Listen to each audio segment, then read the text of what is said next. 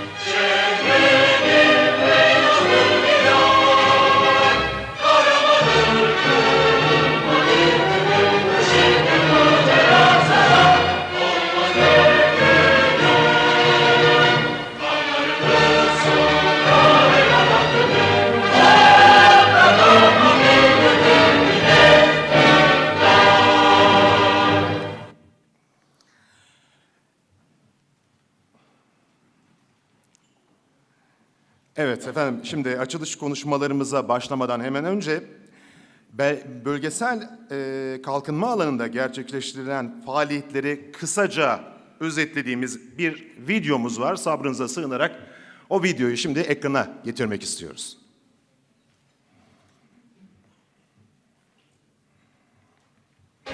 Türkiye, artan refahı, güçlenen ekonomik yapısı, İnsan kaynağı ve uluslararası ilişkilerdeki konumuyla 2023, 2053 ve 2071 vizyonlarında belirlenen hedeflerine emin adımlarla ilerliyor.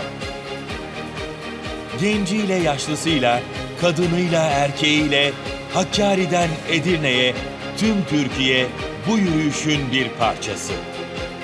Artan refahı tüm ülke sathına yaymak ve bütün bölgelerin ulusal kalkınma sürecine katkılarını arttırmak Türkiye'nin en temel önceliklerinden birisi.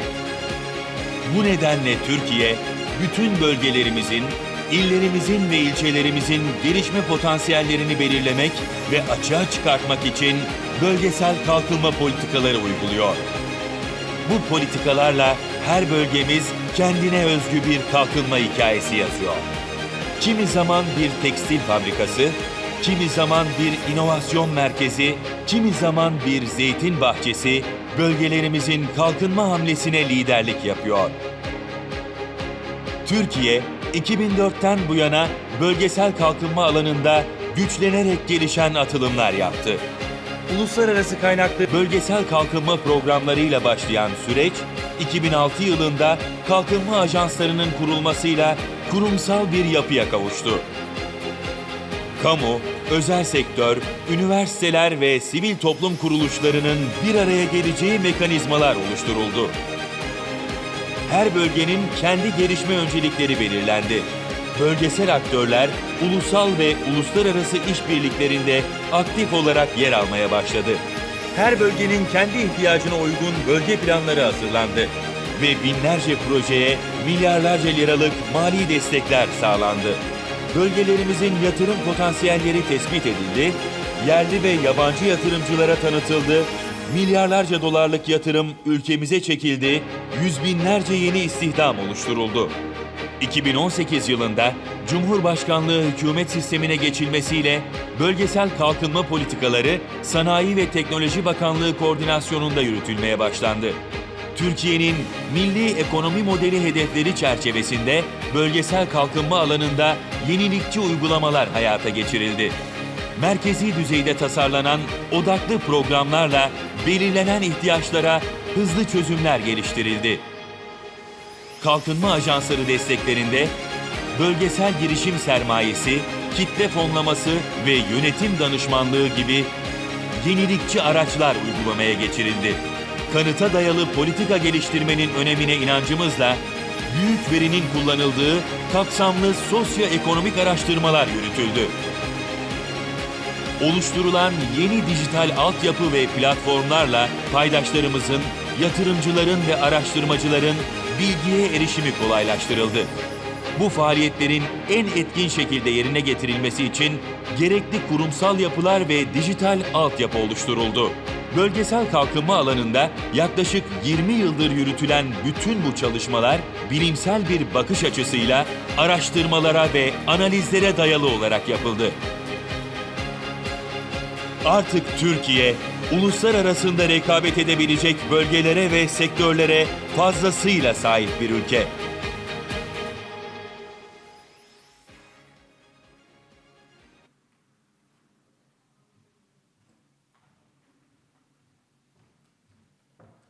Aslında ben videoyu çok beğendim. Sizler hiç beğenmemiş gibi davranıyorsunuz efendim. Şöyle bir alkışı hak etmiyor mu acaba? Verilen bu emek de hak ediyor gibi düşünüyorum. Eksik olmayınız, var olunuz. Efendim gelin şimdi açılış konuşmalarına hemen geçelim. Açılış konuşmasını yapmak üzere Kalkınma Ajansları Genel Müdür Yardımcısı Sayın Mustafa Işık Beyefendi'yi öncelikli olarak sahneye davet ediyorum. Buyurun Sayın Işık. Teşekkür ederim.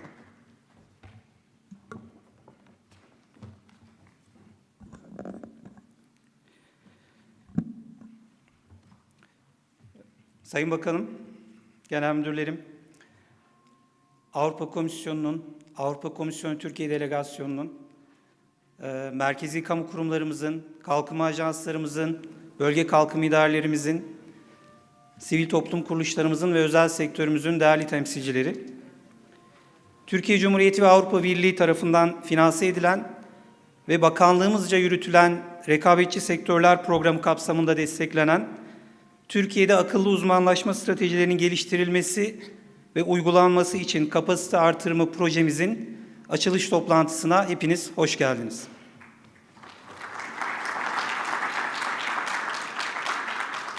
Bu vesileyle hepinizi saygıyla selamlıyorum. Bölgesel kalkınma politikalarının merkezi ve yerel düzeydeki koordinasyonundan ve uygulamasından sorumlu kurumlar olarak genel müdürlüğümüz, kalkınma ajanslarımız ve bölge kalkınma idarelerimiz pek çok uluslararası kaynaklı proje yürüttü ve yürütmeye devam ediyor. Bugün açılış toplantısı vesilesiyle bir araya geldiğimiz projemize de hem ulusal ölçekte hem de bölgesel ölçekte büyük önem atfediyoruz. Bu önem sadece akıllı uzmanlaşmanın Avrupa Birliği uyum politikasındaki öneminden değil, aynı zamanda bu projenin bölgesel kalkınma alanındaki dönüşümü ivmelendirmesi ve hızlandırması açısından da dönüştürücü bir proje olarak gördüğümüzden. Kalkınma ajansları yaklaşık 10 yıldır Ar-Ge ve yenilik bölgelerinde Ar-Ge ve yenilik ekosistemlerinin geliştirilmesi açısından önemli çalışmalar yürütüyor. Yenilik stratejileri ve akıllı uzmanlaşma kavramları da bu açıdan yeni değil. Şu ana kadar 13 kalkınma ajansımız bölgesel yenilik stratejisi hazırlamış ve bu stratejiler çerçevesinde çeşitli faaliyetler yürütmüş durumda. 6 kalkınma ajansımız da halihazırda Avrupa Komisyonu nezdinde faaliyet gösteren ve bölgeler arasında akıllı uzmanlaşma alanında etkileşimi artırmak amacıyla kurulmuş olan akıllı uzmanlaşma stratejileri platformunun üyesi durumunda. Projemiz hem mevcut ajanslarımızın bu platformlardaki angajman düzeyini artırmak hem de diğer kalkınma ajanslarımızın ve bölgesel düzeyde faaliyet gösteren kurumlarımızın bu ağlarda aktif bir şekilde rol almasına katkı sağlayacak. Sayın Bakanım, değerli katılımcılar, yaklaşık 2,6 milyon eurolu projemizin 3 temel bileşeni bulunuyor. Bunlardan ilki kapasite geliştirme bileşeni. Bu bileşen hem merkezi kurumlarımızda hem de bölgesel kurumlarımızda akıllı uzmanlaşma stratejilerinin geliştirilmesi ve uygulanması süreçlerinde gerekli olan teorik ve pratik bilginin oluşturulmasını amaçlıyor. Bu bileşen çerçevesinde eğitimler verilecek, akıllı uzmanlaşma stratejilerinin geliştirilmesi amacıyla rehberler, kılavuzlar oluşturulacak. Türkiye için bir ulusal akıllı uzmanlaşma yol haritası hazırlanacak ve farklı bölgelere, farklı temalarda çalışma ziyaretleri ve staj programları düzenlenecek. İkinci bileşen, en önemli bileşenlerden birisi, akıllı uzmanlaşma alanında uluslararası ve bölge içi işbirliğinin geliştirilmesini hedefleyen bileşen. Bu bileşendeki temel amacımız kalkınma ajanslarımızın bu temadaki uluslararası platformlarda daha aktif bir şekilde yer almasını sağlamak. Ve aynı zamanda Avrupa Birliği ile bu alanda tematik entegrasyonun güçlendirilmesi. Bu bileşen kapsamında ulusal akıllı uzmanlaşma konferansı düzenlenecek. Uluslararası kurumlarla bilgi alışverişinde bulunulacak ve çeşitli danışmanlıklar temin edilecek. Ajanslarımızın akıllı uzmanlaşma stratejileri platformu başta olmak üzere benzer ağ ve tematik platformlarda yer alabilmesi için çalışmalar yürütecek. Bu bileşenin önemli bir alt faaliyeti de yerel düzeyde bu stratejilerin geliştirilmesi ve uygulanması için yönetişim mekanizmalarının oluşturulması olacak. Bu bileşen kapsamında yerel düzeyde ilgili tüm aktörlerin katılımıyla akıllı uzmanlaşma platformları kurmayı hedefliyoruz. Ve aynı zamanda bunların sürdürülebilirliğini sağlayacak platformlar oluşturmayı, faaliyetler oluşturmayı, yürütmeyi hedefliyoruz. Son bileşenimiz ise pilot çalışmaların yapılmasını içeriyor. Proje kapsamında 3 kalkınma ajansı bölgemiz için akıllı uzmanlaşma stratejileri hazırlanacak ve bu stratejiler çerçevesinde proje havuzları geliştirilecek. Uluslararası ajanslarımızın uluslararası fon kaynaklarından faydalanabilmesi için proje teklifleri hazırlanacak. 3 bölgemiz pilot olarak seçilmiştir dedim. Bunlardan ilki Antalya, Burdur ve Isparta illerini kapsayan Batı Akdeniz Kalkınma Ajansı bölgemiz. Diğeri Van, Bitlis, Muş ve Hakkari illerini kapsayan Doğu Anadolu Kalkınma Ajansı bölgemiz. Ve üçüncü olarak da Aksaray, Kırıkkale, Nevşehir, Kırşehir ve Niğde illerini kapsayan Ahiler Kalkınma Ajansı bölgemiz. Bugün hem bu 26 kalkınma ajansımızdan ve 4 bölge kalkınma idaremizden hem de akıllı uzmanlaşma ekosisteminin paydaşı olan merkezi kamu kurumlarımızdan, sivil toplum kuruluşlarımızdan ve özel sektörümüzden temsilcilerle bir aradayız. Şunu ifade etmek istiyorum ki bu projenin başarısı merkezi ve yerel düzeyde tüm bu aktörlerin işbirliği halinde çalışmasına bağlı. Dolayısıyla sizlerin bugünden başlayarak bu projenin uygulanması sürecinde bizlere sağlayacağınız katkılar çok önemli.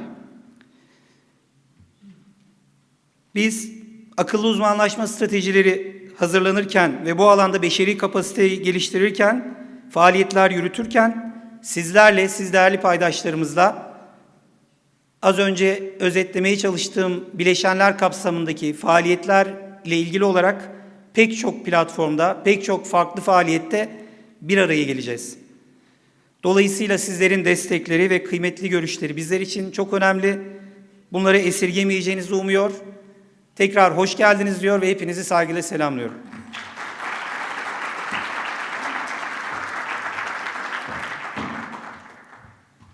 Efendim Sayın Işık'a çok teşekkür ediyoruz konuşmaları için. Avrupa Komisyonu'na bağlı olarak yine çalışan Ortak Araştırma Merkezi'nde takım lideri görevini üstlenen Sayın Manuel Palazuelos Martinez'i şimdi konuşmalarını yapmak üzere sahneye davet etmek istiyorum. Ben de alkışlarınızla tabii eğer. Palazuelos, yes.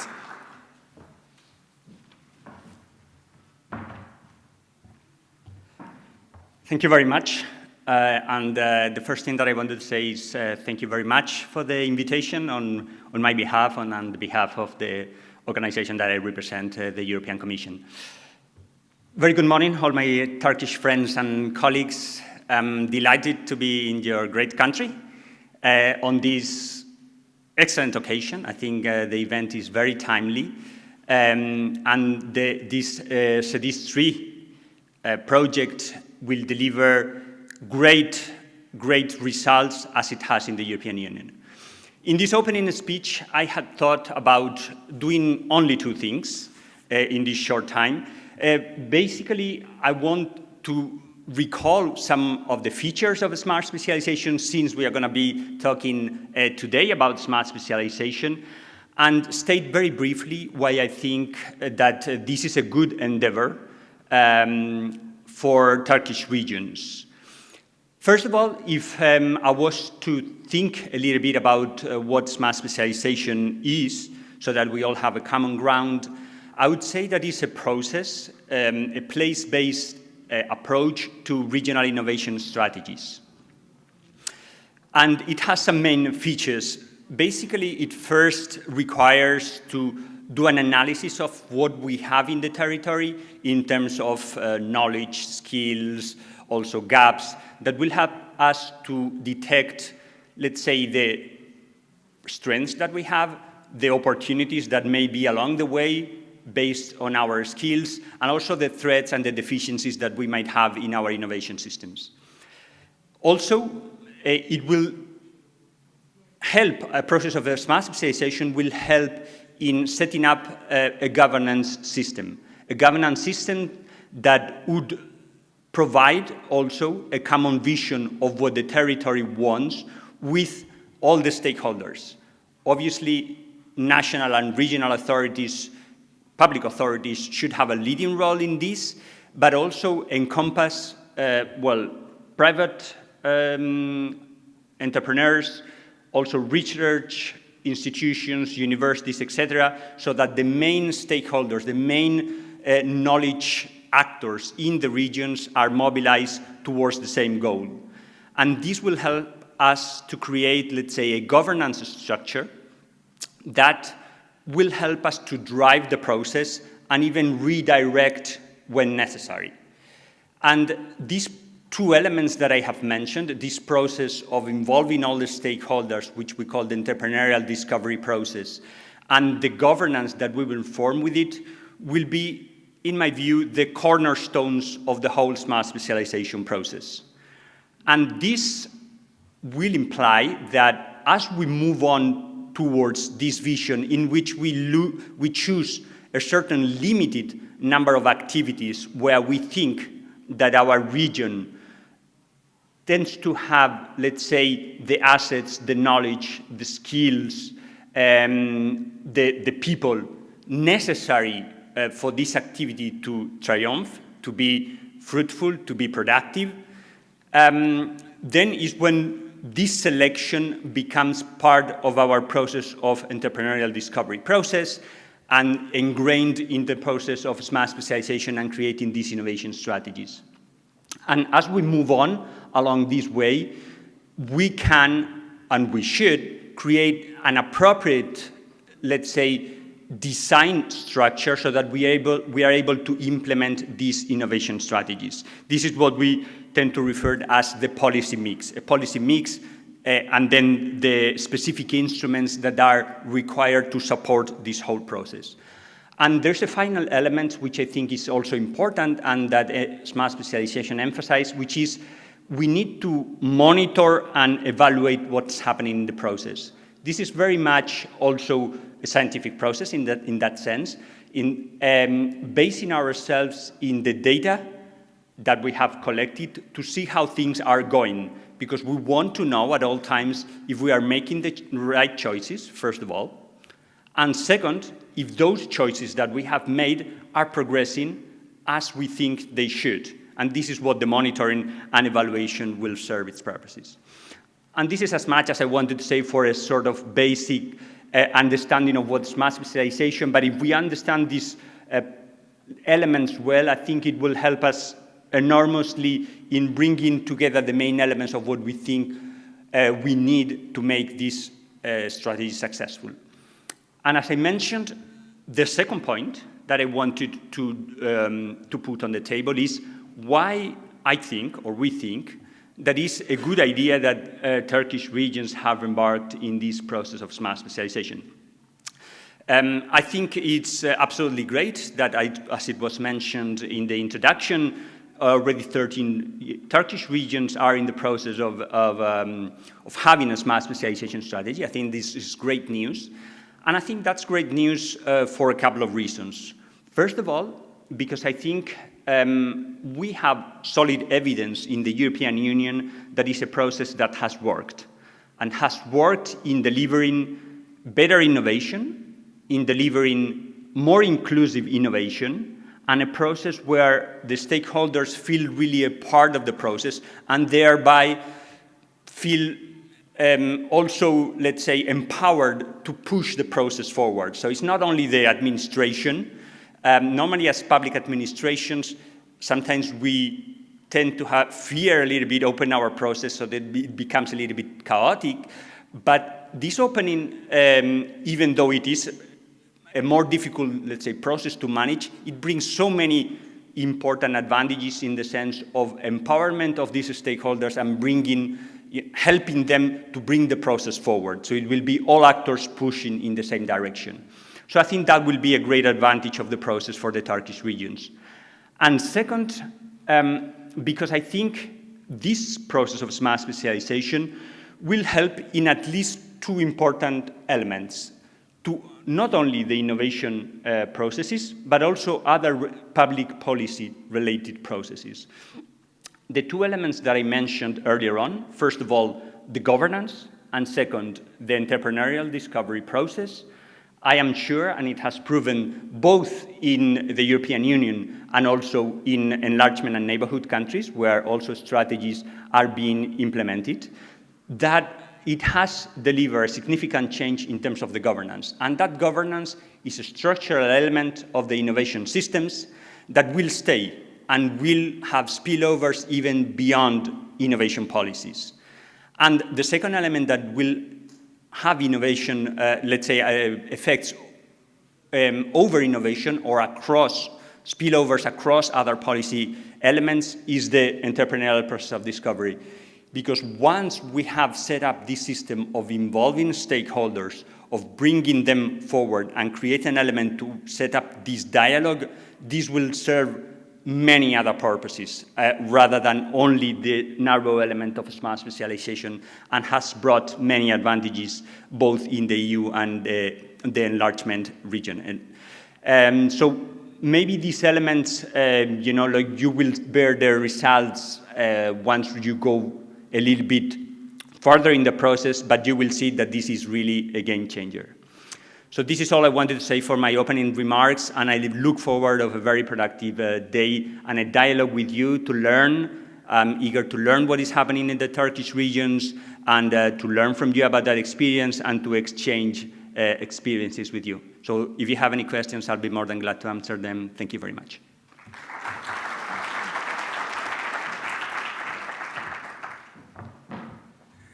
Sayın Martinez'e de konuşmaları için çok teşekkür ediyoruz. Hemen ardından da sırada Avrupa Birliği Delegasyonu'nda Mali İşbirliği Bölüm Başkanı olarak görev yapan Sayın Eduardo Como var efendim. Eduardo Como'yu konuşmasını yapmak üzere sahneye davet ediyorum. Yine aynı alkışlarla lütfen efendim. Yes please.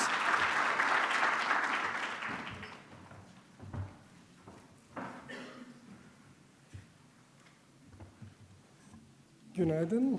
Good morning, everybody. Your Excellency, colleagues from the Ministry of Industry, from development agencies, from the implementing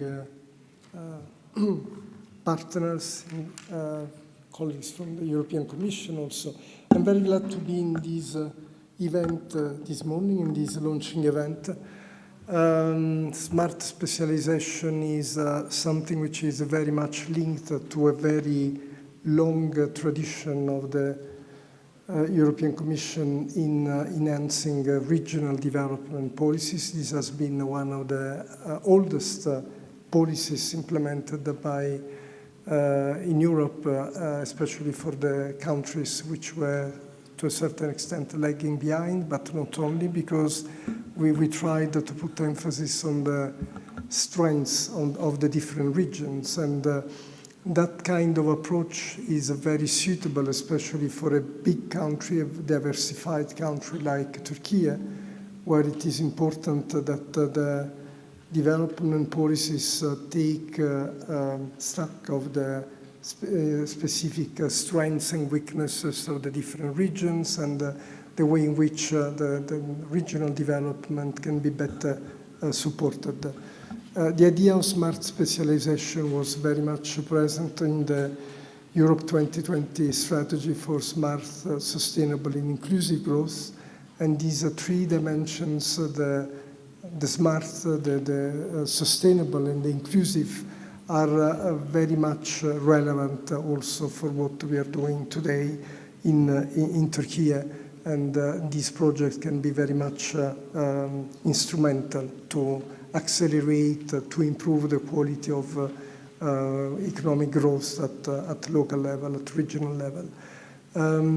We have already invested a lot in Turkey for private sector development in different areas, in different sectors. We have provided around 650 million euros through the different IPA instruments that have been put in place in Turkey. And in the framework of this project, we are trying to go a bit further, enhancing this concept that my colleague from JFC already described, in which we try to put together the industrial, the educational, the innovation dimensions that need to be at the center of proper regional development. What is fundamental is to have an informed process. We have to know the territory. We need to know which are the strengths, the weaknesses, the potential that can develop in order to have a more bottom-up process in defining the proper development policies. And this is also very much in line with the idea to make a better utilization of public resources and to avoid to have duplications and to avoid to have, in a way, wastes in the public investment process. It's very positive to see that in Turkey we have already an enhanced process in terms of smart specialization. There was reference to the 13 agencies which are already working according to the smart specialization strategy. We have already several regions that are registered in the platform of the JSC on smart specialization. This is very, very much welcome, and it's important indeed that we can try to put together the different ingredients to make value of the competitive strengths of the different factors of competitiveness that are present at the local level. And we have already supported in our cooperation processes which were going in a proper direction also in terms of sustainability. For example, working on digital transformation of white goods, automobile, textile sectors in the Marmara region, renewables and sustainable energy actions, and deep disruptive technologies in Istanbul, Ankara, Izmir, food safety and innovation in Ordu, Rize, Giresun, Gaziantep, tourism sector in Şanlıurfa, Adıyaman and Mardin. So there have been already several initiatives by which we have tried to support the potential of different regions working on different sectors according to the different level of specialization. And through this program and in cooperation with the Ministry of Industry, we want to enhance this process of smart specialization. We need to properly define the priorities based on an informed process of identification of different factors of competitiveness at the regional level. We need to involve the different stakeholders in the process. In that respect, there was reference to the governance dimension, which is very much important. I hope that this project will help you in moving ahead successfully in this process of smart specialization. I would like to thank the good cooperation that we have with the Ministry of Industry, with the development agencies, with the implementing partner, and I wish you a very fruitful discussion today. Thanks.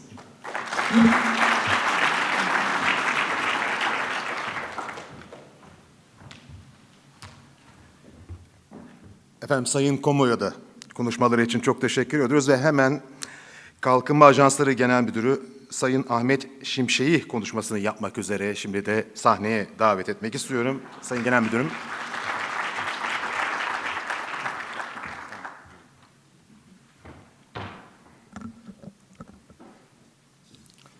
Sayın Bakanım, Sayın Genel Müdürüm, Sayın Başkanım, Sayın Genel Sekreterlerimiz, hanımefendiler, beyefendiler, kalkınma ajanslarımızın değerli çalışanları, ben de hepinizi bakanlığım ve şahsım adına saygıyla selamlıyorum. Türkiye'de akıllı uzmanlaşma stratejilerinin geliştirilmesi ve uygulanması için kapasite artırımı, teknik yardım projesinin açılışında burada bulunduğunuz için hepinize teşekkür etmek istiyorum. Bildiğiniz üzere Türkiye güçlü sanayisiyle, nitelikli beşeri sermayesiyle ve stratejik coğrafi konumuyla ulusal ligde rekabetçi bir konuma sahiptir ve bu rekabetçiliğini de her daim korumakta ve artırmaktadır. Bu noktada akıllı uzmanlaşma stratejileri bizim büyüme yolculuğumuzda bize rehberlik edecek önemli konulardan bir tanesi olarak karşımıza çıkmakta. Bu anlamda akıllı uzmanlaşma ülkelerin ve bölgelerin belirli sektörlerde veya alanlarda uzmanlaşmasını teşvik ederek uzmanlaşılan sektörlerde daha rekabetçi olmasını sağlar, daha fazla uzmanlık ve deneyimle ürünlerin veya hizmetlerin daha yüksek kalitede, daha ekonomik bir şekilde üretilmesini sağlayarak rekabet avantajı sağlayan bir konu olarak karşımıza çıkmakta. Bu anlamda bildiğiniz üzere Kalkınma Ajansları Genel Müdürlüğü, 26 Kalkınma Ajansı ve 4 Bölge Kalkınma İdaresi ile birlikte Türkiye'nin bölgesel kalkınma politikalarına yön veren, şekil veren bir genel müdürlük olarak faaliyetlerini yürütmekte. Bizler bölgesel kalkınmayı aslında coğrafyamızın sunduğu bir takım potansiyelleri, bunlar tarım, madencilik ve ormancılık gibi sektörlerdeki potansiyellerin en iyi şekilde değerlendirilmesi olarak ele alıyoruz. Bir yandan da özellikle firmaların yer seçim tercihleriyle bölgelerde zaman içerisinde oluşmuş uzmanlıkların, sektörel birikimlerin, yığılmaların, kümelenmelerin bir üst ölçüye yükseltilmesi anlamda bu potansiyel ve kabiliyetlerin en azami şekilde değerlendirmesi olarak ele alıyoruz. Bu noktada akıllı uzmanlaşma stratejisi bölgesel kalkınma politikalarımıza mekan ve sektör bağlamında bizlere rehberlik edecek bir konu olarak değerlendiriyoruz.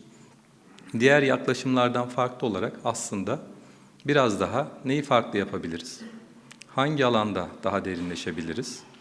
Bu tam anlamıyla bir mikro cerrahi müdahale ile o sektörün ivmelenmesine, yükseltilmesine hizmet edecek bir alan olarak değerlendiriyoruz. Bu anlamda hem akıllı uzmanlaşma bizim bölgesel kalkınma anlayışımızı destekleyecek hem de uluslararası rekabet edebilirliğimizi ülkemizin gündeme taşıyacak bir konu olarak değerlendiriyoruz. Bu anlamda projenin detaylarını benden önce konuşmacılar da ifade ettiler.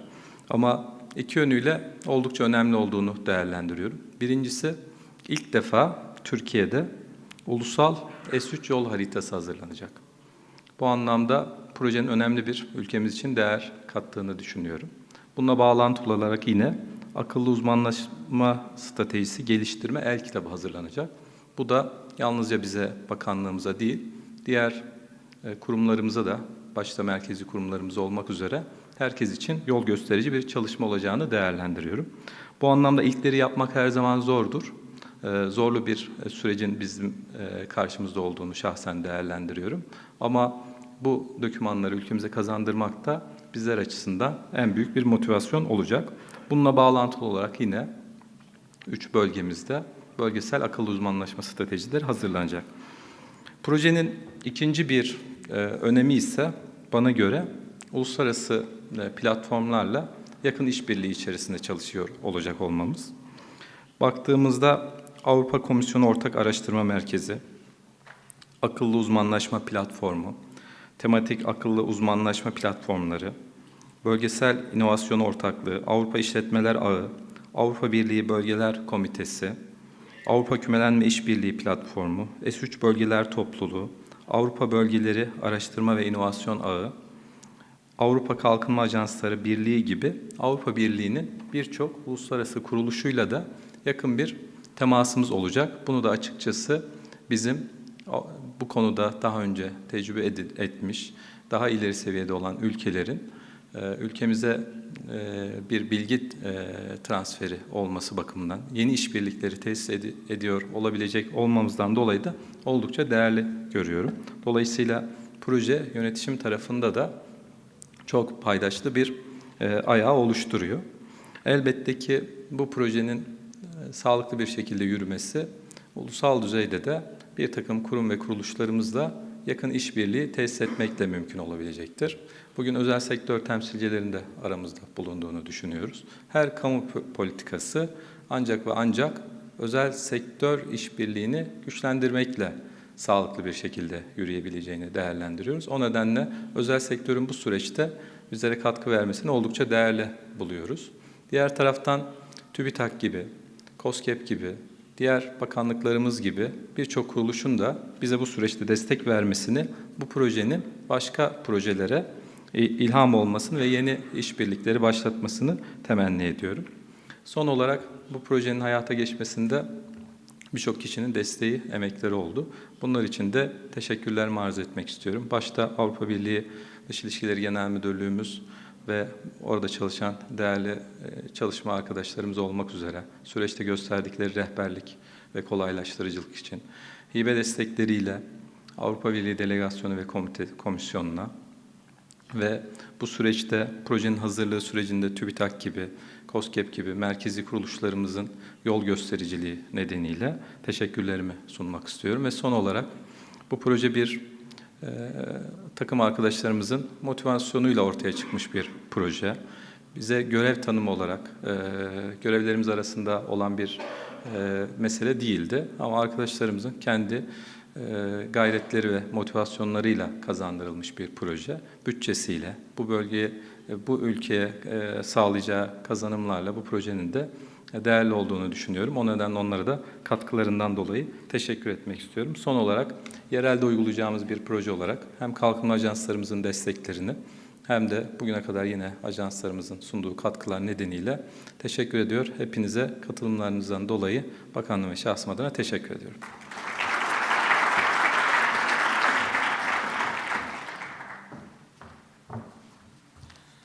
Sayın Şimşek'e de çok teşekkür ediyoruz konuşmaları için. Efendim şimdi son olarak da Sanayi ve Teknoloji Bakanlığı Bakan Yardımcısı Profesör Doktor Sayın Ahmet Yozgatlı geliyor efendim. Konuşmalarını yapmak üzere sahneye davet etmek istedim.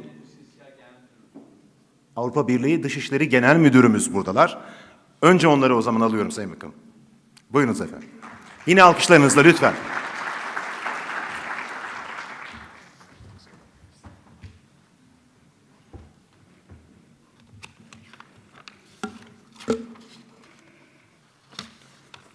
Thank you, everyone. Merhabalar. Honorable Minister, respected Director General, distinguished Head of Cooperation of the European Union Delegation to Turkey, esteemed guests, dear colleagues. As the new Director General of EU and the Foreign Affairs of the Minister of Industry and Technology of Turkey, I am delighted to join you on the occasion of the opening meeting of the Technical Assistance for the Capacity Enhancement for Development and Implementation of Smart Specialization Strategies in Turkey's regions, which is the project conducted within the framework of the competitive sector programs co-financed by the European Union and Turkey. Distinguished participants, at the outset, I would like to offer a brief overview of the projects we have been implementing within the competitive sectors program led by our ministry. In the period spanning from 2007 to 2013, that has been concluded in the 2018, we successfully executed 46 projects with an approximate budget of 500 million euros. These initiatives focused on common use of facilities, R&D centers, clusters, entrepreneurship and tourism infrastructures. Notably, we established 10 business development centers to leverage manufacturing infrastructure and 9 other facilities for the collective usage of SMEs, along with 3 licensed warehouses, 1 logistics centers. Thousands of SMEs continue to benefit from these facilities. Furthermore, approximately 500 SMEs have availed themselves of the 8 established R&D and innovation centers, resulting in creation of over 1,000 new R&D positions and jobs. During this period, our access to finance project facilitated the creation of a credit volume totaling 1 billion euros. Providing financial support to approximately 16,000 SMEs. Additionally, we played a pivotal role in providing 52 million euros venture capital support to SMEs and generate 40 million euros credit guarantee. In the subsequent phase, covering the years of 2014 to 20, as part of the competitive sector programs and with a budget of 260 million euros, we directed our focus on the 43 distinct projects in the domains of research and development, digital transformation, sustainable energy, creative industries, technology transfer, and innovation. The primary objective is to enable SMEs, entrepreneurs, alongside with the other beneficiaries to integrate into a greener, technology-rich, efficient, and more inclusive ecosystem. Esteemed participants, as we are all aware, paradigm shift in the international competition makes it indispensable to foster improving knowledge, technology, and innovation. On the auspicious occasion, I firmly believe that technical assistance for the capacity enhancement for development and implementation of smart specialization strategies in Turkey's region project will play a pivotal role in disseminating innovative approaches in our country. The widespread adoption of this approach within the 26 development agencies will not only enhance the efficient utilization of the existing resources, but also foster increased collaboration with the European Union, thereby and hopefully enabling utilization of the more EU resources. This project is one of the two projects we are conducting with our Directorate General for Development Agencies, as another initiative is focused on strengthening the infrastructure of creativity and innovation within Turkey, which name is the capacity building for the proper transformation of the creative economy in Turkey. I extend profound gratitude to Directorate General for Development Agencies for dedicated collaboration. While we are directly partnered in these two projects with them, we continuously sustain close cooperation with 26 development agencies as they are the coordinator of these projects. 6 out of the 46 projects supported in the IPA1 directly benefited by the development agencies. Our close cooperation with the development agencies continues in the second phase, covering the years 2014 to 20. Beyond being direct beneficiaries or project partners, the development agencies significantly contribute to development and execution of our various projects.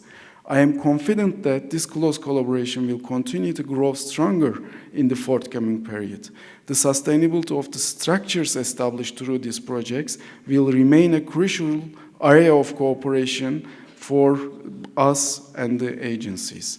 In conclusion, I would like to reiterate our firm commitment in fostering our positive agenda in the relations with the EU, and I extend my heartfelt thanks to the European Union delegation to Turkey, our beneficiary Directorate General for Development and agencies, and all those who have contributed to the success of these initiatives under financial cooperation between the European Union and Turkey. Thank you very much.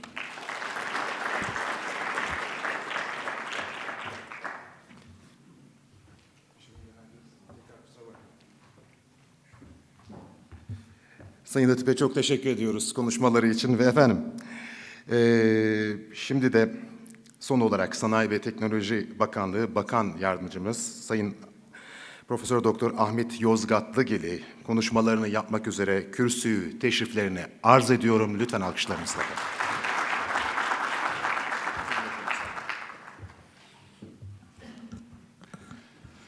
AB ve Dış İlişkiler Genel Müdürü olduğu için bir tek ona İngilizce konuşma izni verdik. Ben de konuşmamı Türkçe yapacağım.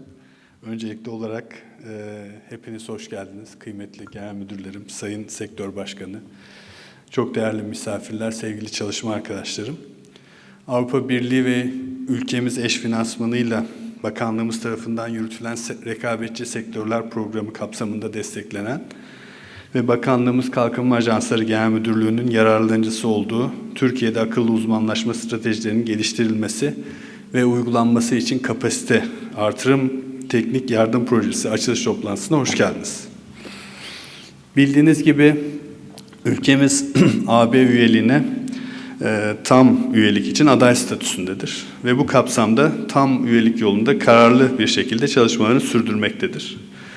AB hem üyeleri hem de bölgeleri arasında gelişmişlik farkını gidermek hem de aday ülkeleri tam üyeliğe hazırlamak amacıyla mali yardım programları yürütmektedir. Türkiye bu kapsamda katılım öncesi mali destek programının kısa adı İPA fonlarını 2007 yılından beri kullanmaktadır.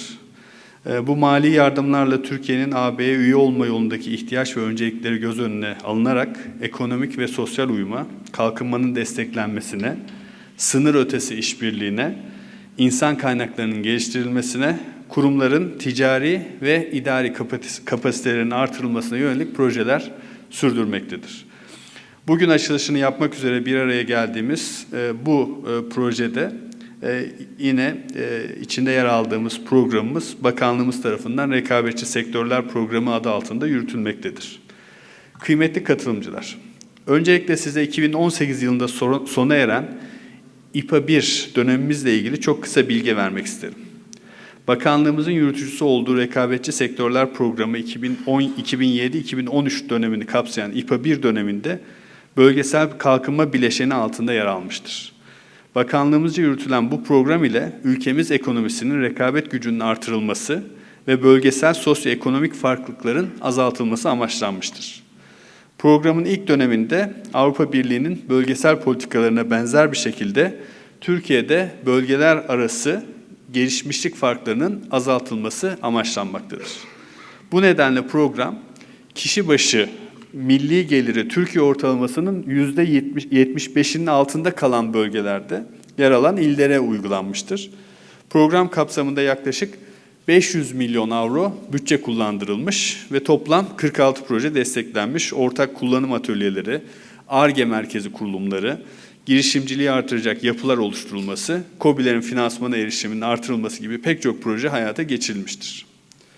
Çok değerli misafirler, programın 2014-2020 yıllarını kapsayan İPA 2 döneminde ise ana hedefimiz sanayide ve üretimde verimliliğin artırılması ve rekabetçiliğin artırılmasıydı.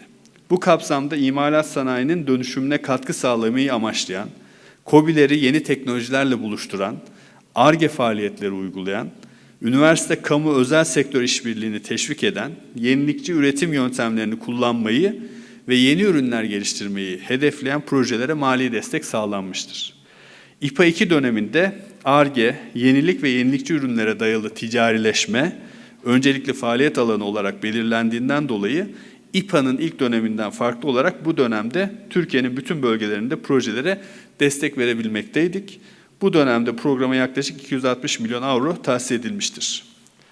Tabii bu İPA 1 ve İPA 2 dönemini beraber düşündüğümüzde İPA 1 döneminin ağırlıklı olarak belli altyapıların ve mekanizmaların kurulduğu, İPA 2'de de yine demin özetlediğim bu altyapılarla farklı sektörlerin dönüşümünün sağlandığı ve işbirliklerinin geliştirildiği bir dönemdi. Tabii bu 2,6 milyon avroluk bir bütçeyle desteklediğimiz bu proje kapsamında da yine akıllı uzmanlaşma stratejilerinin geliştirilmesi ve uygulama kapasitemizin geliştirilmesi, bu konuda tecrübelerin artırılması ve oluşturulacak stratejilerin tüm bölgelere yaygınlaştırılması amaçlanmıştır.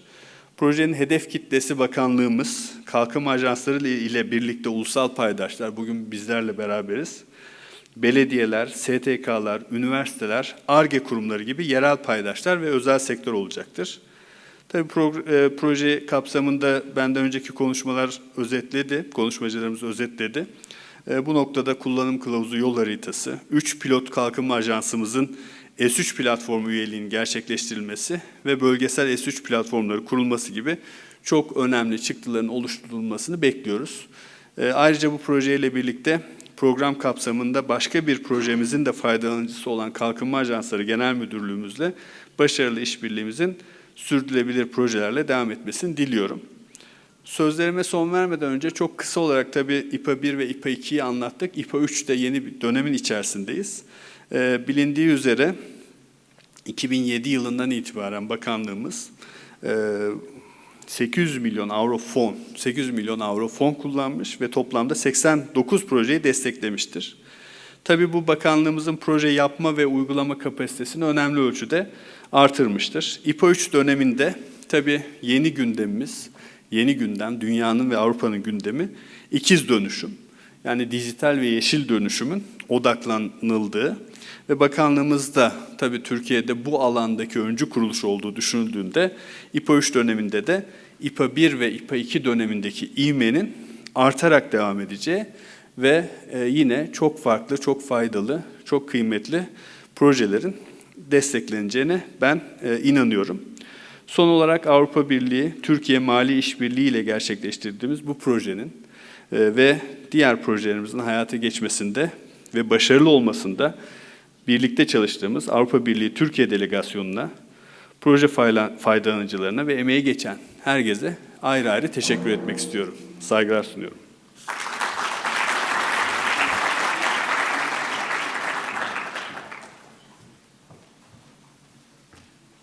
Sayın Yozgatlıgil'e de çok teşekkür ediyoruz. Teşekkür ediyoruz Sayın Bakanım. Şimdi efendim Değerli katılımcılar, açılış etkinliğimizin aslında ilk bölümünün bu şekilde sonuna gelmiş olduk. Programımızı buna göre hazırlamıştık. Bir 15 dakikalık kahve molasının ardından yine aynı salonda burada birlikte olmak istiyoruz. 15 dakikalık bir kısa ara vereceğiz.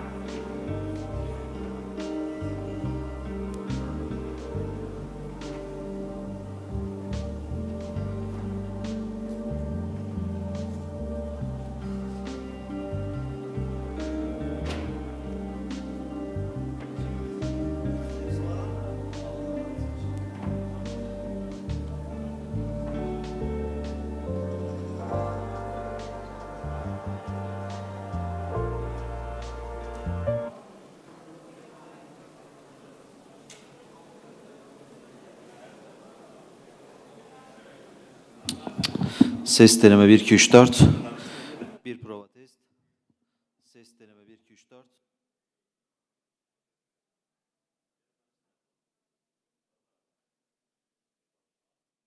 Say hey hey. Ses deneme 1 2 3 4. Say hey hey.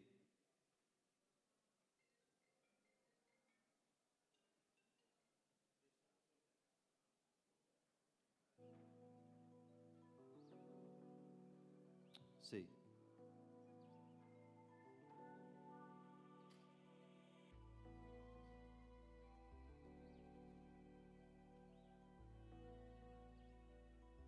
Say hey.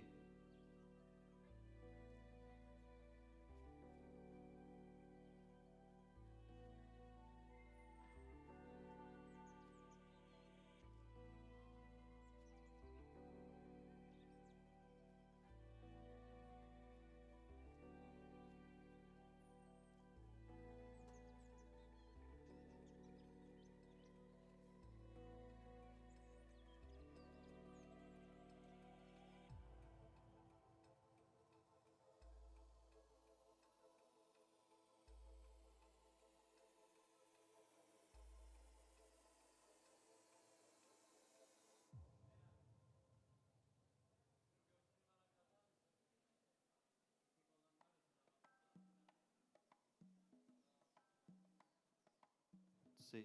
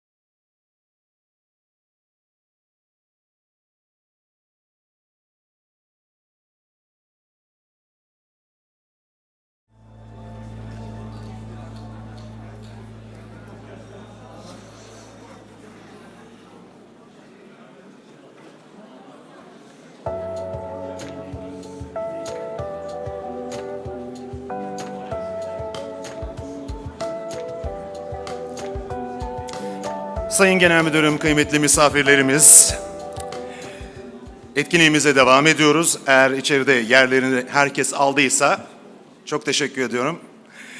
Şimdi akıllı uzmanlaşma stratejileri alanında kıymetli uzmanlarımız da tabii bugün etkinlik kapsamında bizlerle birlikteler.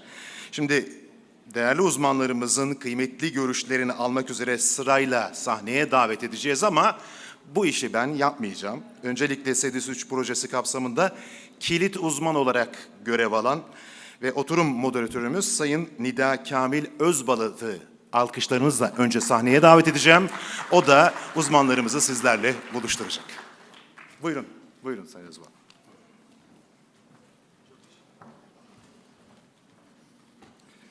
Hello. Welcome to the keynote speaker session of the CEDIS3 opening event. My name is Nida. As you recognize, I'm Turkish. Rest of the day, hopefully I will be speaking Turkish. But now I decided to speak in English here in this session to be in line with our guest. And hopefully it will be easier for the translators. They are doing a really, really hard work there. I'm one of the key experts of this project. Based on my long experience on smart specialization, mostly in European countries. I used to work in the JRC. You saw my former colleagues here in the previous session. And candidly speaking, this project is very special for me. This is the occasion, this is the reason I'm back to my home country, and fortunately I can contribute to my country. And now, after following to the welcoming speech, actually I am even more happy and delighted after seeing that all this engagement and the commitment coming from the very critical institutions, from the ministry, from the European Commission services, and all our high-level guests and their great messages, actually just giving us the more motivation and the more, belief to success, to achieving a good impact. So I would like to, again, thanks to all of you being here. On behalf of our technical assistant team, you see these people probably, you have met already with us, some of us, we are 8 persons running around and doing a lot of things, and with the colleagues from the Ministry of Industry and Technology. As we are starting late, I have to stop my willingness to talk about smart specialization, and I will invite our distinguished guests, the experts, to give their keynote speech here. The first, I would like to invite here Nikola Radovanovic. Nikola is the team leader from the Joint Research Center of the European Commission in the project entitled The Western Balkans and Turkey. Welcome, Nikola.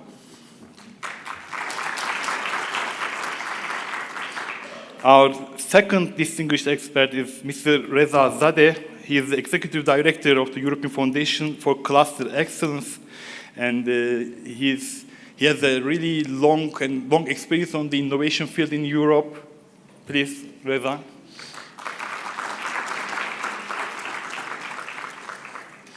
And finally, as an excellent expert, excellent professor, great policy researcher, and my former colleague, Ms. Marina Ranga.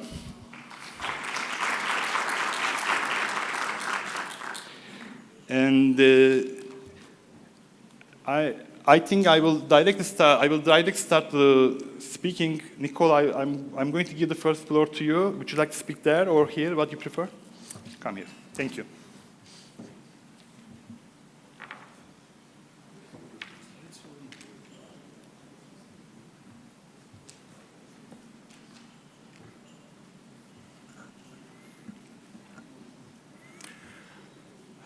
Hello to everybody, iyi günler.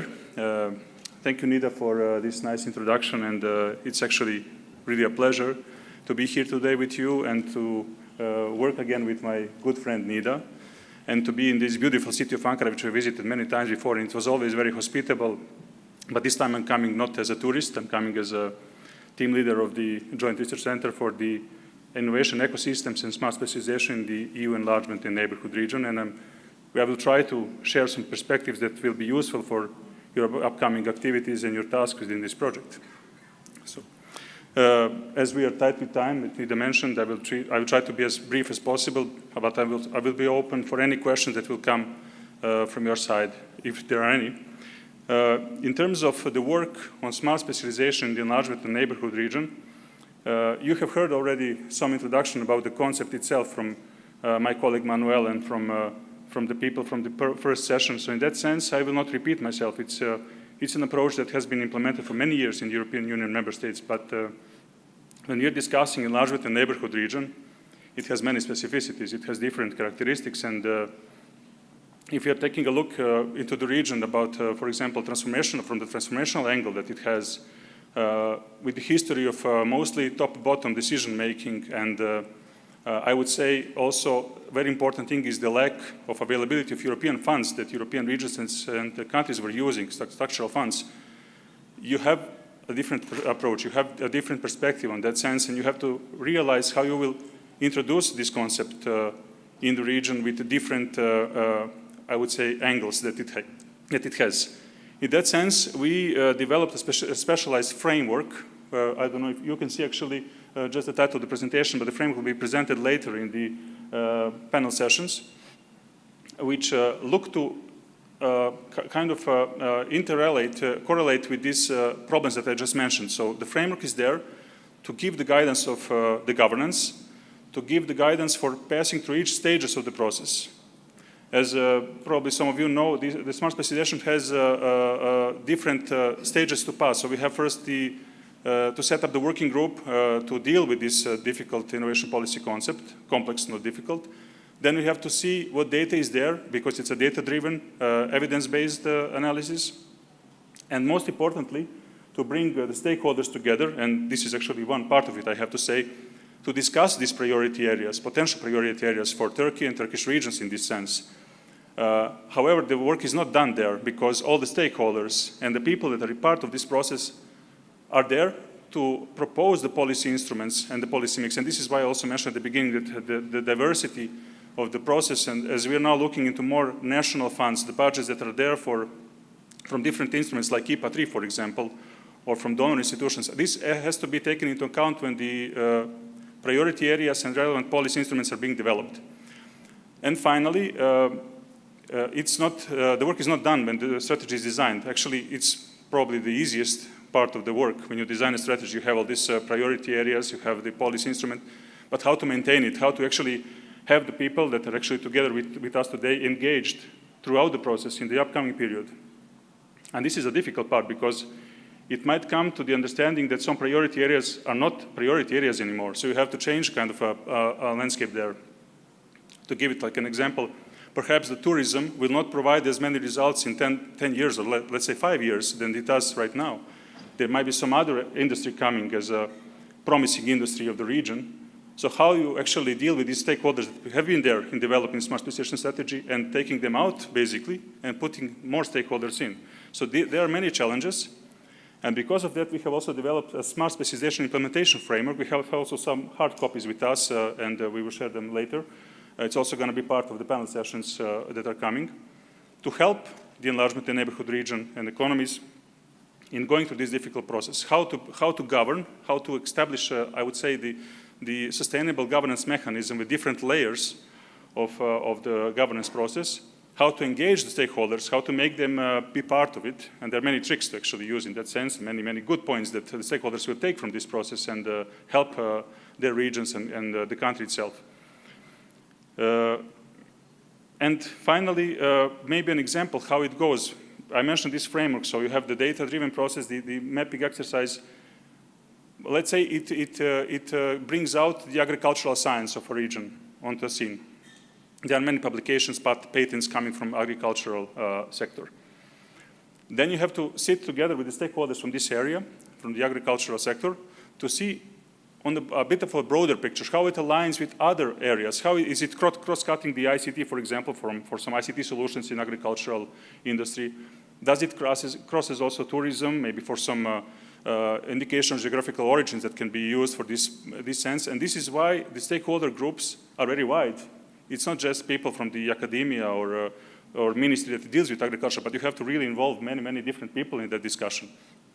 This gives birth to a specific domain, which some of them call agri-food, some of them call like high-tech agriculture. And this is when the policy instruments come to scene. So the people that are there are discussing what can be done. Is there some vouchers from the possible innovation fund that can be used for that sense? Is there some budget specifically dedicated from the Ministry of Industry that looks into agricultural part of development in terms of innovation? And this is how you actually build up a specific priority area and a specific policy instrument that will be used for that purpose. What have we achieved actually, and what are the future plans? What was the experience from our work? I have to say that I've been working actually on this region for 6 years now, and it's been a privilege to work actually with enlarged with the neighborhood region. It entails 6 Western Balkan economies, so Albania, Bosnia and Herzegovina, Kosovo, Montenegro, North Macedonia, Serbia, Turkey, Eastern Partnership countries such as Ukraine, Moldova, Georgia, Azerbaijan, Armenia, and also southern neighborhood countries such as Tunisia.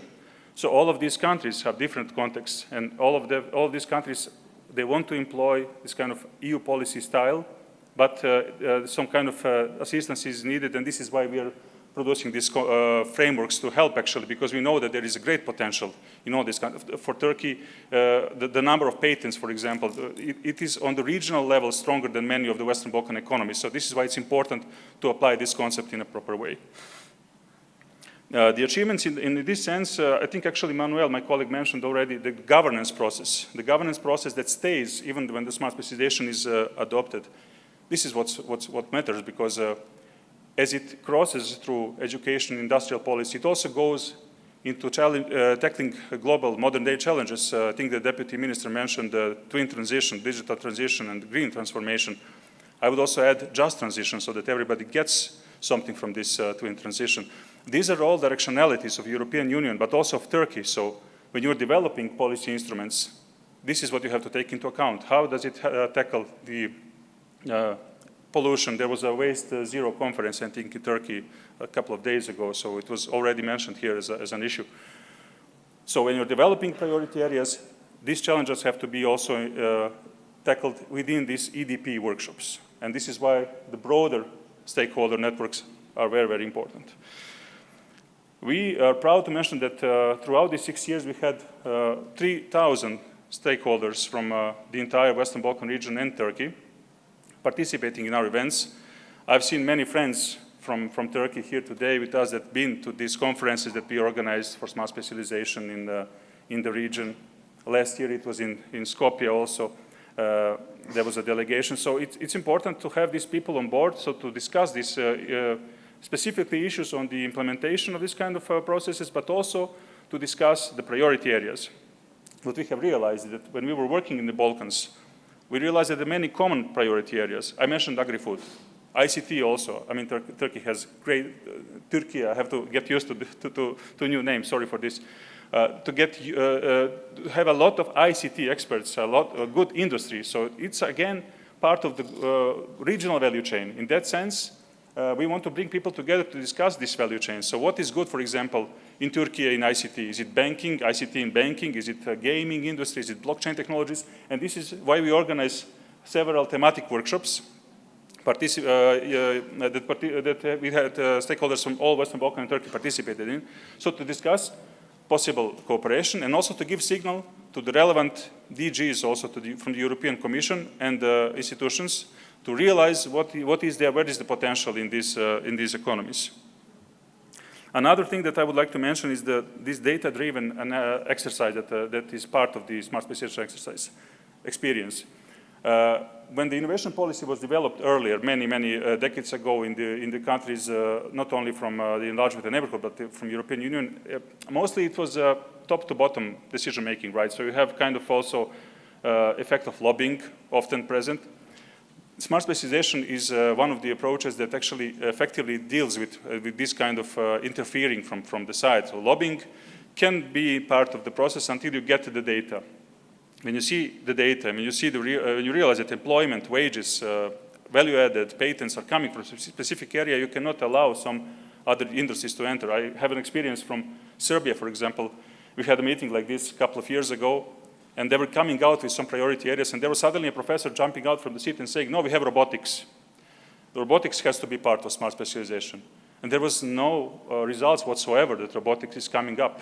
So it was kind of traditional behavior. There was a strong robotics movement in the 80s, but you have to put it aside. You have to deal with real-time and future challenges that the country has. Awareness raising, we have mentioned some of the conferences. I know that I'm close to ending my time, so just 1 minute more. We will continue in that way. We were always pleased to have people from the entire enlargement and neighborhood region to discuss these challenges. And we had thematic workshops on I mentioned specific priority areas, but we are going to have more and more conferences, and I guess that some of you will be part of them to discuss further the challenges that actually smart specialization as an approach has when it enters different contexts, such as the enlargement and neighborhood.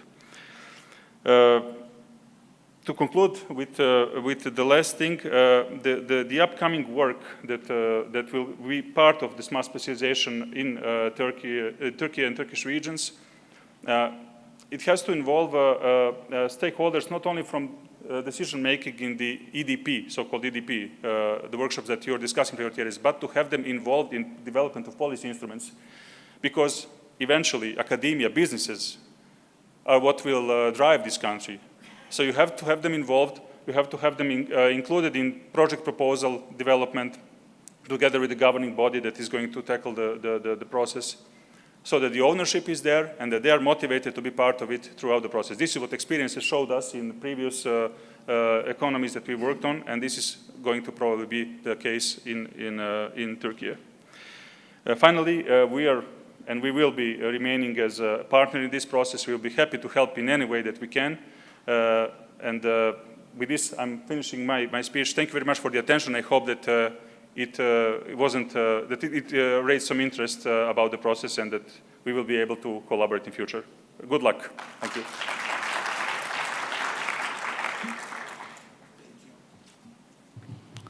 Now? Yeah. Thank you. Thank you very much, Nicola. It was actually great, and really the keynotes we heard. The S3 framework, smart specialization framework, developed by Nicola, Manuel, and their colleagues in JRC, it has just a couple of years history, actually. It's a very recent, and this framework developed for the enlargement and the neighborhood countries. Actually, in JRC, there are several guidelines, and even out of the European Commission services, in the academies, in the public industries, there are several guidelines provided before. By the way, we are going to produce one of the smart specialization manual in our project as well. But the novelty of this framework, what I personally, as a professional, like it's giving the very clear understanding of the block of activities what smart specialization required. Because smart specialization is not a kind of a plan that some experts write and deliver. No, it is a very inclusive participatory process, having all the quadruple helix stakeholders involving and the total evidence base. And at the end, this is very critical work for us. And following our communication with JRC and the delegation and ministry, of course, and the engineer, also the Directorate General from the European Commission responsible for the enlargement policies, we actually agreed to keep the S3 framework in the center of our project as a methodology, and fortunately, even improve it, create one of the best practices of the non-EU countries' smart specialization development. Thank you very much. What Nicola highlighted, there is a back-to-back event of this opening event, that's the training session addressing to our colleagues from the development agencies. We are going to start this training with the plenary session on this salon, and we will introduce a bit the detail of the methodology, the S3 framework. If you are interested, you can always join this plenary session. And for this session, you can learn more about the S3 framework. And of course, the smart specialization is all about innovation policy. No? We just actually aiming at reaching innovation-based economic growth that is more sustainable and that can create economic boost. So it's time to revisit the innovation policy. For this, I'm inviting Mr. Reza Zadeh to give his speech entitled "The Evolution of European Innovation Policy Over the Recent Decades." The floor is yours, Reza.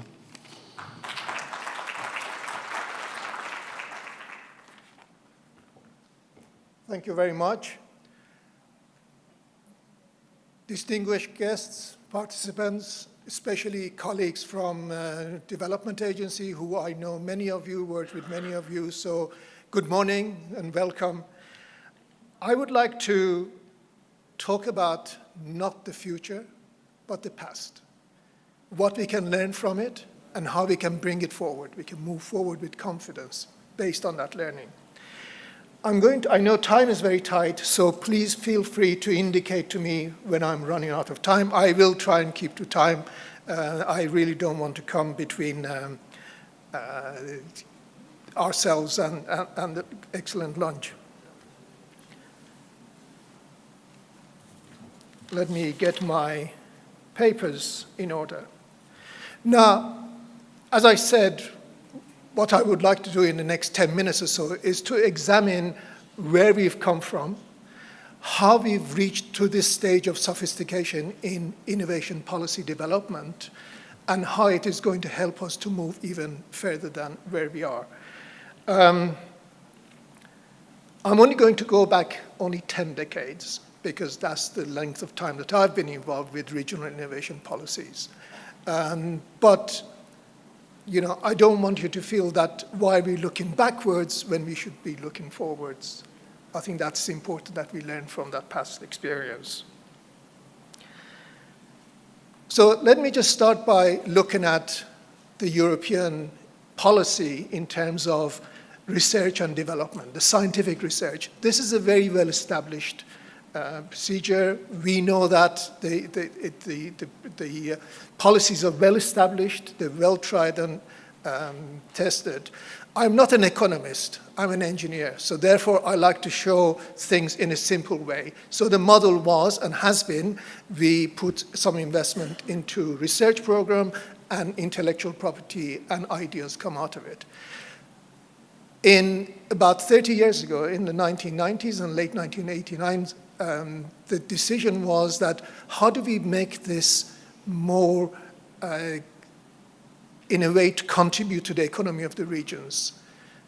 Innovation is important. We are developing all this intellectual property, but we're not exploiting that. And how do we make that to contribute? So, you know, simple mind would say that, you know, we have a model, we put something in and something comes out. Let's use the same system for innovation. Can we put the ideas that comes out of it into another system, and then out of that we turn the handle and economic benefit comes out of it? But the reality is that it doesn't work like that. You know, it's simple as model as it is. 20, 30 years of trying, it didn't work and didn't deliver the results for regions, for countries, and for the European Union.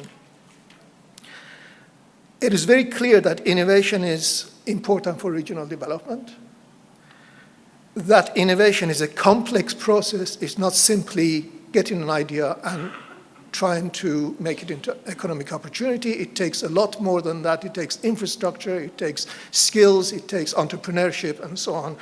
So that model wasn't working. So the first generation of the regional innovation strategies came about late 80s, early 90s. And I think that's really the evolution of regional innovation policies began in those years. In the 1990s, we had the idea of RITS, which stood for Regional Innovation and Technology Transfer Infrastructure and Systems Strategy, and RTP, which was the Regional Technology Plans. And they worked very well. A limited number of regions managed to receive support from the European Commission and deliver these strategies. The unfortunate thing was that although it did contribute, it did raise awareness about the importance of innovation in regional economy, but it didn't really deliver what the ultimate result was.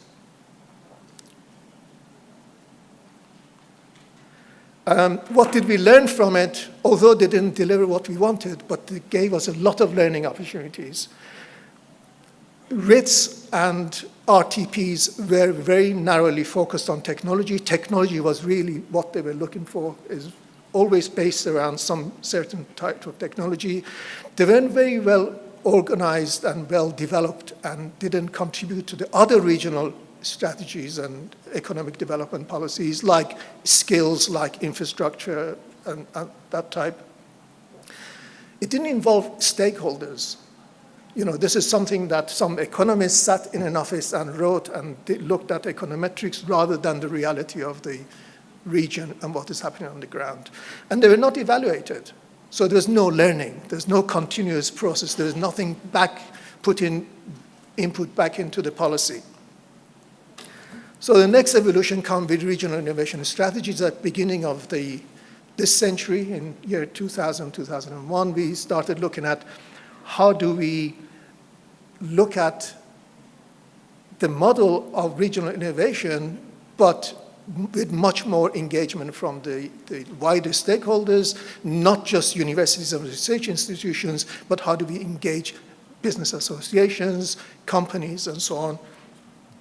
And that delivered it was very widespread. It brought a lot of regions into developing their innovation strategies right the way through turn of the century. And again, we learned quite a lot, but it didn't deliver the ultimate result. With this, policies were becoming more and more sophisticated, and there was a lot of learning from that. And what we learned was that it became very top-down. Again, it was dictated by a development agency or regional government or national government, and usually civil servants, public servants, with academics and experts, they developed these policies. So there wasn't really, it wasn't addressing the need of business people, the innovators, the entrepreneurs. It's very much an economist's idea of what it should look like. And I think people like me who entered this field, we were a little bit of a fresh air because we were an economist and we were looking at the innovation and exploitation of science side of it. Again, it was very much focused on research because a lot of the policies were driven by lobby from universities, so the research and development was really the key point of these strategies. But we moved on. Things got better. But one of the things that we know all these policies up to about 2010 lacked where they didn't have political mandate. You know, you could have an innovation policy, but it didn't have any impact on the regional economic strategy. It didn't have any impact on regional infrastructure policy. It didn't have an impact even on the operational plans for the European structural funds, for example. It was not a mandatory requirement. It didn't bring the ministries and different agencies together. For example, if you identify in one strategy that the curriculum for certain type of industry should change and different topics should be taught at university or colleges, whether Ministry of Education was involved was always a hit and miss process. Let's move on to, in early 2010s, the concept of regional the research and innovation strategies for smart specialization came about, RIS3 or S3, regardless of, depending on which way you look at it. I think the important thing was the concept of place-based innovation, place-based economic development, and role of innovation in regional development was very much almost an American idea. A lot of ideas came from American economists and academics. But this RIS3 is a made in Europe label on it. It is developed in Europe, but it brings ideas from right across the world, but it is very much a European idea. It addresses the specific need of European regions. Although it's now being applied right across the globe. We come across a lot of nations who've taken that as a guide to developing their innovation policies. So the Commission liked it. and they rapid prototyped it. They included in their ex-ante evaluation and so on in their structural funds. So it's mainstreamed in early 2010s. And it promised to deliver things that previous innovation policies didn't. It takes a more holistic approach. It is not a narrow sector-based approach, but looking at the margins and intersection of the industries as well. It links in with regional economic strategies, whether it is the operational plan for European funding or whether it is the regional economic development itself. It involves wider range of stakeholders. You'll be talking about S3 and different parts of it right away through the day, so I'm going to keep this part very short. And the whole process of entrepreneurial discovery process is where you engage the stakeholders, engage the industry and the fourth sector and so on. And also evaluation is something that happens all the time. It is built as a part of the policy. So you have this continuous loop of learning and feeding back into the policy as well. So Reza, if you can wrap up in a couple of I am minutes. wrapping up. This is my final slide. And I think this is the evolution up to now. What I would like to think about is what will happen in the future and what form the innovation policies for the future will take place. So thank you very much for your attention. I wish you a very good conference today and excellent training program tomorrow, and look forward to catching with as many of you as I can during this time. Thank you very much. Thank you very much for the really excellent presentation. Actually, in the evolution, seeing that the novelties of the smart specialization is actually more clearer. And meanwhile, I can keep giving some information to you about the project. Reza will play a role in our advisory board, together with the Dominic Foray. Professor Dominic Foray, probably you know, he's the conceptually literal founder of the smart specialization. He was the one the first time used this terminology, and then it's actually transferred to the policy area. And the third member of the advisory board will be Xavier Guainaga. Xavier used to work in the JRC, he's retired now, but he was the first head of unit of the smart specialization platform. And till the last October, actually, last month, he has been in charge of the platform. So all these three really distinguished experts, they will contribute to our project in future. It will be invaluable. Okay, and now we can go on with Marina Ranga. Marina also will be joining the project in the several activities. She will contribute in future also as an expert. And today, for example, afternoon and tomorrow as a trainer. And she will talk about the smart specialization and engine for innovation-driven regional and technological development. Thank you, Nida. Well, thank you, a big thank you to the organizers and the coordinators of this program for inviting me. It's a great pleasure to be back to your wonderful country. And it's also a big pleasure for me to be here to share with you some of the knowledge and experience that we have acquired while working on smart specialization programs for, at least for me, for the last 6 years at the JRC as a member of the smart specialization team. What I would like to talk to you today is there are many ways in which smart specialization can actually act as an engine for innovation-driven regional and technological development. These dimensions actually come very close together, as you will see also from the presentations of today, but also from the training that we will be giving today and tomorrow. There are so many facets to this smart specialization process that it really takes a lot of time and also a lot of reflection to understand where this process is going, what do we need to commit to that, and what are the many benefits that derive from that. So let me go very quickly through 2 points, 2 lines of ideas that I prepare for today. First of all, I would like to give a very brief review of smart specialization key features, and then I will move to lessons, some lessons that we have learned from implementation of smart specialization in many countries, the work that we have done at JRC over the last many years, actually. I realize now that my presentation ties in very nicely with the one of the previous speaker, because Dr. Zadeh presented this evolution of the human from the early days, the Neanderthal to the Homo sapiens. Actually, I'm going to tell a bit more what happens to the modern Homo sapiens, you know.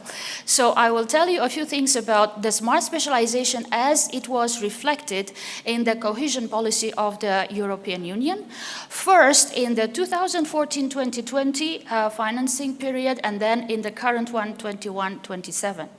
So when it was first adopted at the core of the European Union cohesion policy, it was really a combination of very important targets: strategic investment, bottom-up priority setting, strategic partnerships between different stakeholders, and also, very interestingly, this multi-level governance, meaning coordination and collaboration between the national, the regional, and the EU levels.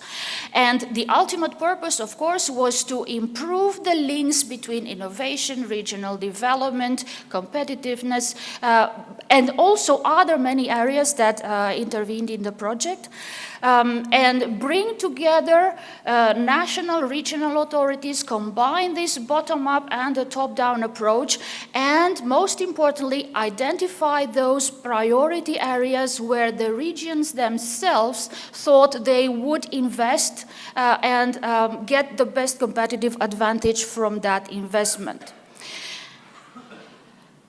In the current 21-27 financial framework, we retrieve the smart specialization among the priority lines of the cohesion policy. We find it there in the Smarter Europe pillar of the cohesion policy. But we also find it, as you can see at the bottom, in that interregional innovative investment instrument, the I3 instrument, which is a very powerful instrument of investing in consortia of regions.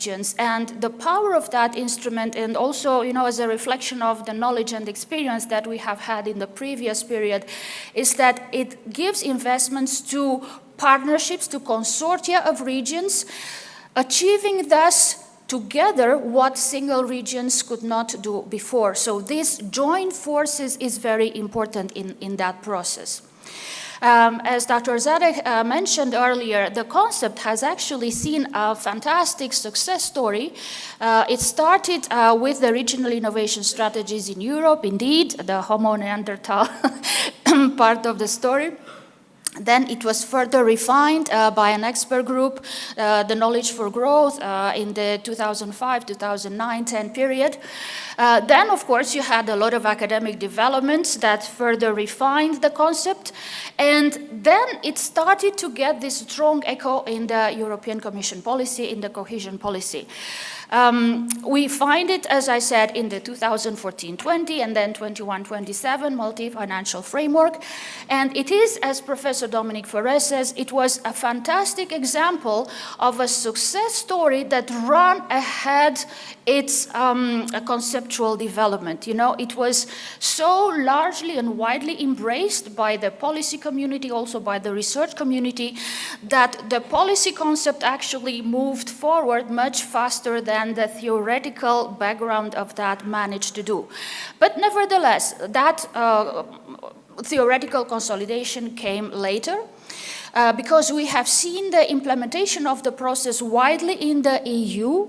Now, at the end of the program, in 2020-21, we have realized that 185 regions and countries in Europe actually created strategies for S3 because that was part of the so-called ex-ante conditionality of DG Regio, so you can access structural funds.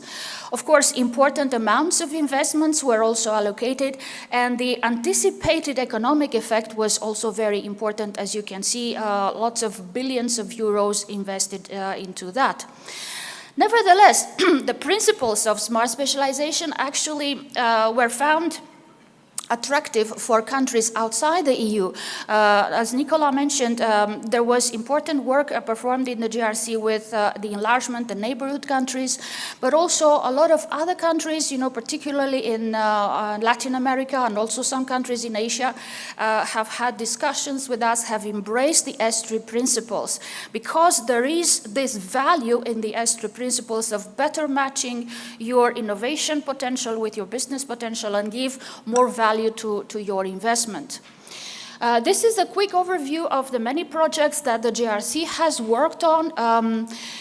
We had the thematic S3 platforms on 3 areas: agri-food, industrial modernization, and energy. These were followed a few years later by the blue growth, the blue economy. The targeted support program was a program that ran for 4 years, which meant investment and support to lagging regions in Southern, Central, and Eastern Europe, regions that were lagging behind. They were a bit behind in terms of innovation performance. We also had another project on industrial transition, preparing and trying to associate the S3 with the twin transition, and finally a smart specialization for the SDGs. I was involved in several of them, targeted support, industrial transition as well. So I'm talking to you today not just as a coordinator of these GRC programs, but also having the academic experience and the analytical interpretation from that. For instance, this targeted support in lagging regions comprised 9 countries, so regions from 9 countries. There were over 34 regions, I think, in total. We classified them in low growth and less developed regions subject to the level of their GDP per capita. And they joined the program in 2 different stages. First stage was 2016-18 and then 2018-2020. Now, let me move quickly to some lessons, because this is really very valuable experience. So imagine we are now moving fast forward from for you, from this point on. Imagine that you would be, 5, 6 years, 10 years into the future, and probably you will have the opportunity to come back to this kind of findings that we have also noticed. First of all, is this big pervasiveness of the S3 theory and practice. We started from the idea that we would improve research and innovation policies, and we would combine that with regional development, and along the way we would add a bit of industrial policies as well. Actually, it turned out that many more other policies came into the process, infrastructure, agriculture, environment, so that the S3 has this hybrid nature that combines many areas together, many stakeholders together, many policy instruments, also many work cultures. And this coordination between all these fields and areas makes the process difficult and challenging, but all the more rewarding. We also learned that there is quite an important thematic concentration in the S3 strategies, these 185 strategies that were defined in the 2040-2020 period. For instance, the 3 most important, most selected areas for S3 were agro-food and bioeconomy, health and life sciences, and ICT. These 3 fields together aggregated more than 50% of the investment. There were other fields as well, but the fact that you retrieve these areas in most S3 strategies was telling us something, was telling us that all these regions thought that their main interest for development was exactly in these areas. And also, interestingly, ICT appeared not just as a priority itself, but also as a cross-sectoral, a horizontal priority throughout many other sectors. We also learned that the way the regions prioritized depends very much, in fact, on their scientific and technological potential rather than their economic potential. And classifying the priorities in all these 185 regions led to these 4 groups of regions that you see there projected on the map, where you have scientific priorities, technological, economic priorities, and others that do not really match very well. And this is important because you see the driving capacity, the driving force of this scientific and technological potential driving the economic development. This is a very good mirror of how these processes occur.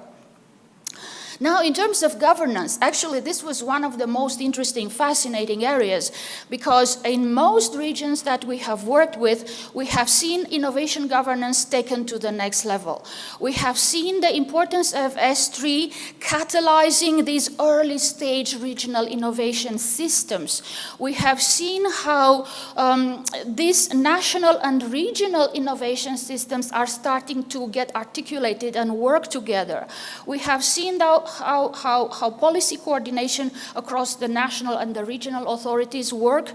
And we have also seen some effects, some differences between highly centralized and decentralized countries. And that's interesting because you can understand how experience works, capacity building works, the capacity of all these people involved in juggling with many projects, with many programs, funding instruments, is so important. In terms of technology, this is one of the major achievements, I think, because by putting together all these consortia, universities, companies, regional, national authorities, you reduce the fragmentation in many technology and knowledge bases. You create this integration, you create these new forms of social capital by bringing all these people together. And you also create new innovation and technology management competencies. We have been involved in giving a lot of training on innovation management, technology transfer, intellectual property, commercialization, technology readiness levels, you name it. We have done all these kind of workshops and sessions working with people from many regions and countries. We have also seen this gradual improvement of technological capacities and also competitiveness of local businesses in the global value chains. Here, the so-called KETs, key enabling technologies, had a very important role. We have seen how combinations, applications of all these technologies in different projects have actually made a difference. And we have also learned that the technology-lagging regions have actually benefited more from these investments than regions that were more advanced. So we have also been able to see diffusion of these technologies, particularly across contiguous, or joint neighboring regions. We have also seen how difficult it is to measure the impact of S3 because you need indicators, you need to make a lot of correlations, you need to know how to interpret what those indicators tell you, and also you need available indicators, of course, which are not always available at the regional level. We also learned that the return on investment on this innovation and technology developments is not always easy to understand because it comes in a very uneven distribution, particularly in the lagging regions.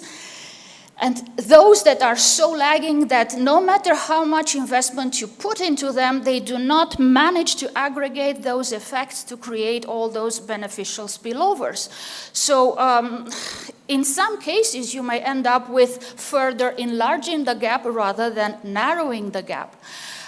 We have also seen some implementation weaknesses at the level of governance, at the level of setting the priorities. How do you set the priorities? How do you know that those priorities are really good, the right ones? How do you know it's the right time to address that rather than too early or too late?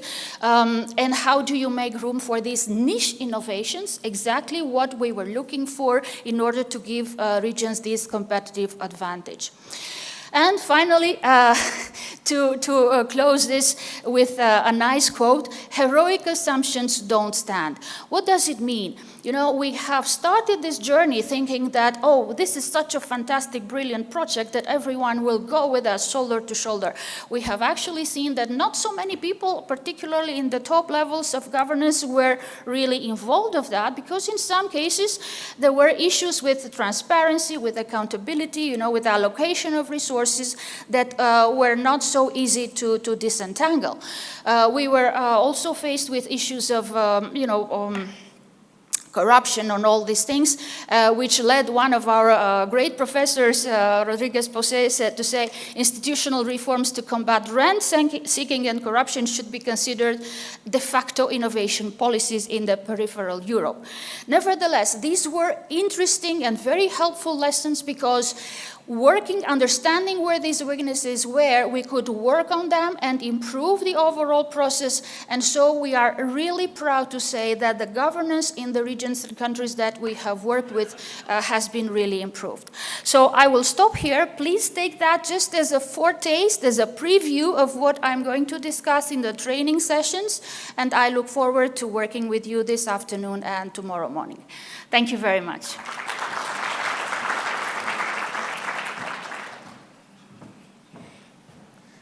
Thank you, Marina.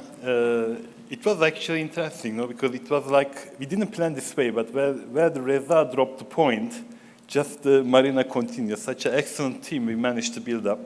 And this excellent team not limited here. We have an excellent team working with us in the Ministry of Industry and Technology. As they are super smart and experienced, they put a bit larger coffee break here, because probably they have foreseen there will be a delay. So still we have time for the coffee, but before, if there is any question here, we can receive a couple of questions if you would like to ask something to our experts. Is there any question addressing to one of our three speakers? So everyone would like to have the coffee first. So also you have seen there are more information on the presentations, and actually Nicola also had the presentation. He just used his time efficiently without the presentation, but they all will be accessible later on, so you can access this information. Thank you very much for being here and listening to us. And then 15 minutes coffee break. 10 minutes coffee break we have now. Then afterwards we will be back to here. Thank you.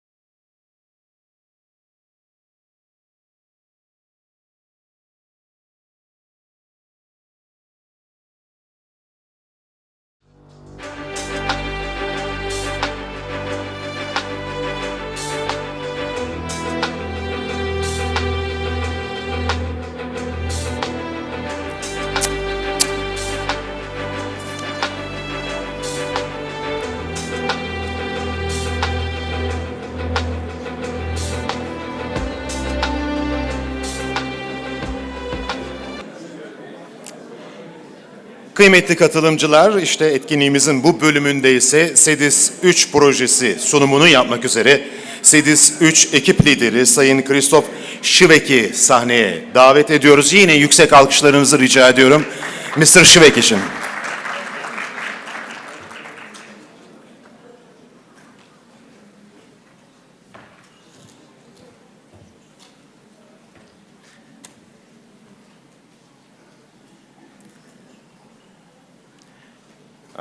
Welcome after the break.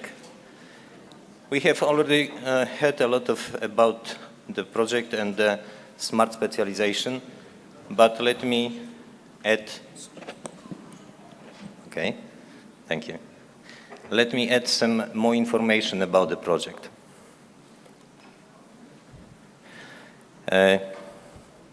Our aim is to enhance the capacity of national and regional stakeholders to formulate and implement effective smart specialization strategies in Turkey.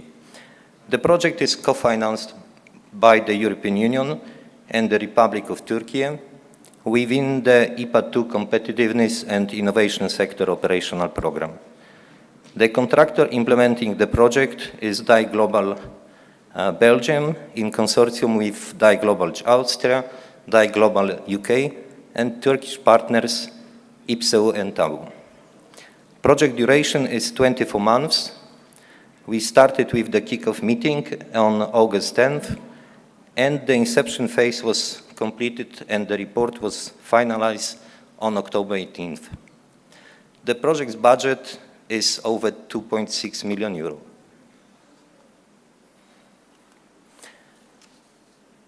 What is the smart specialization about? The main challenge of smart specialization is to match ambitions with achievabilities. Therefore, in order to overcome the challenges of the sustainable competitive development, the smart specialization strategy is addressing limited development priorities with the innovation and research potential and future skills of the regions.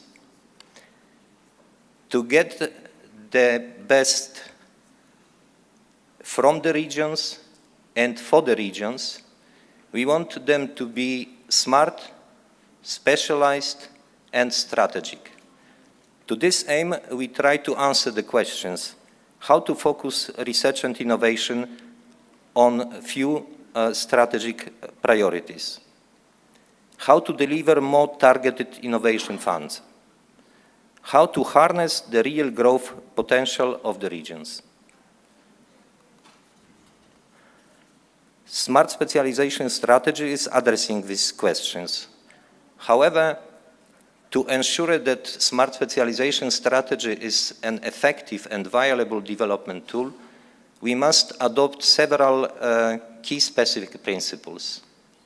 Maximize the impact of regional investment in innovation, foster place-based approach to research and innovation policy, strengthen inclusive and bottom-up approach through participatory processes, focus on creative, sustainable, resource-efficient, low-carbon and digital economies, identify and develop a region's unique strengths, innovation potential and competitive advantages, provide key guidance to policymakers to use public resources efficiently,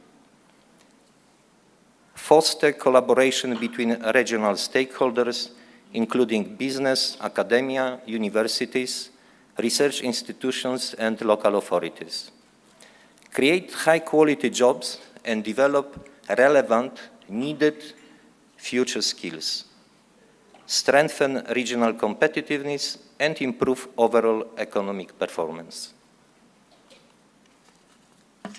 Who are the project's beneficiaries? The main beneficiary of the project is the Ministry of Industry and Technology and its Directorate General for Development Agencies. At the regional level, the project is addressing the all 26 regional development agencies of NUTS 2 level regions. Moreover, we have 3 pilot regions and their development agencies that will implement the regional smart specialization strategies. These are BACA West Mediterranean Development Agency, Ahilar Development Agency, Dhaka East Anatolia Development Agency. While the pilot S3 development will take place in 3 regions, we will establish structured processes to involve representatives from all other development agencies to observe the development process and gain valuable insights and knowledge. We are happy to acknowledge the readiness and full determination of the Ministry and the regions to implement smart specialization strategies in Turkey's regions. Additionally, considering the February 2023 earthquake and its massive impact on the regions and Turkey, the project will also address the specific situation and needs of the harmed regions. We believe that this may also be a new observation important for the theory and practice of smart specialization.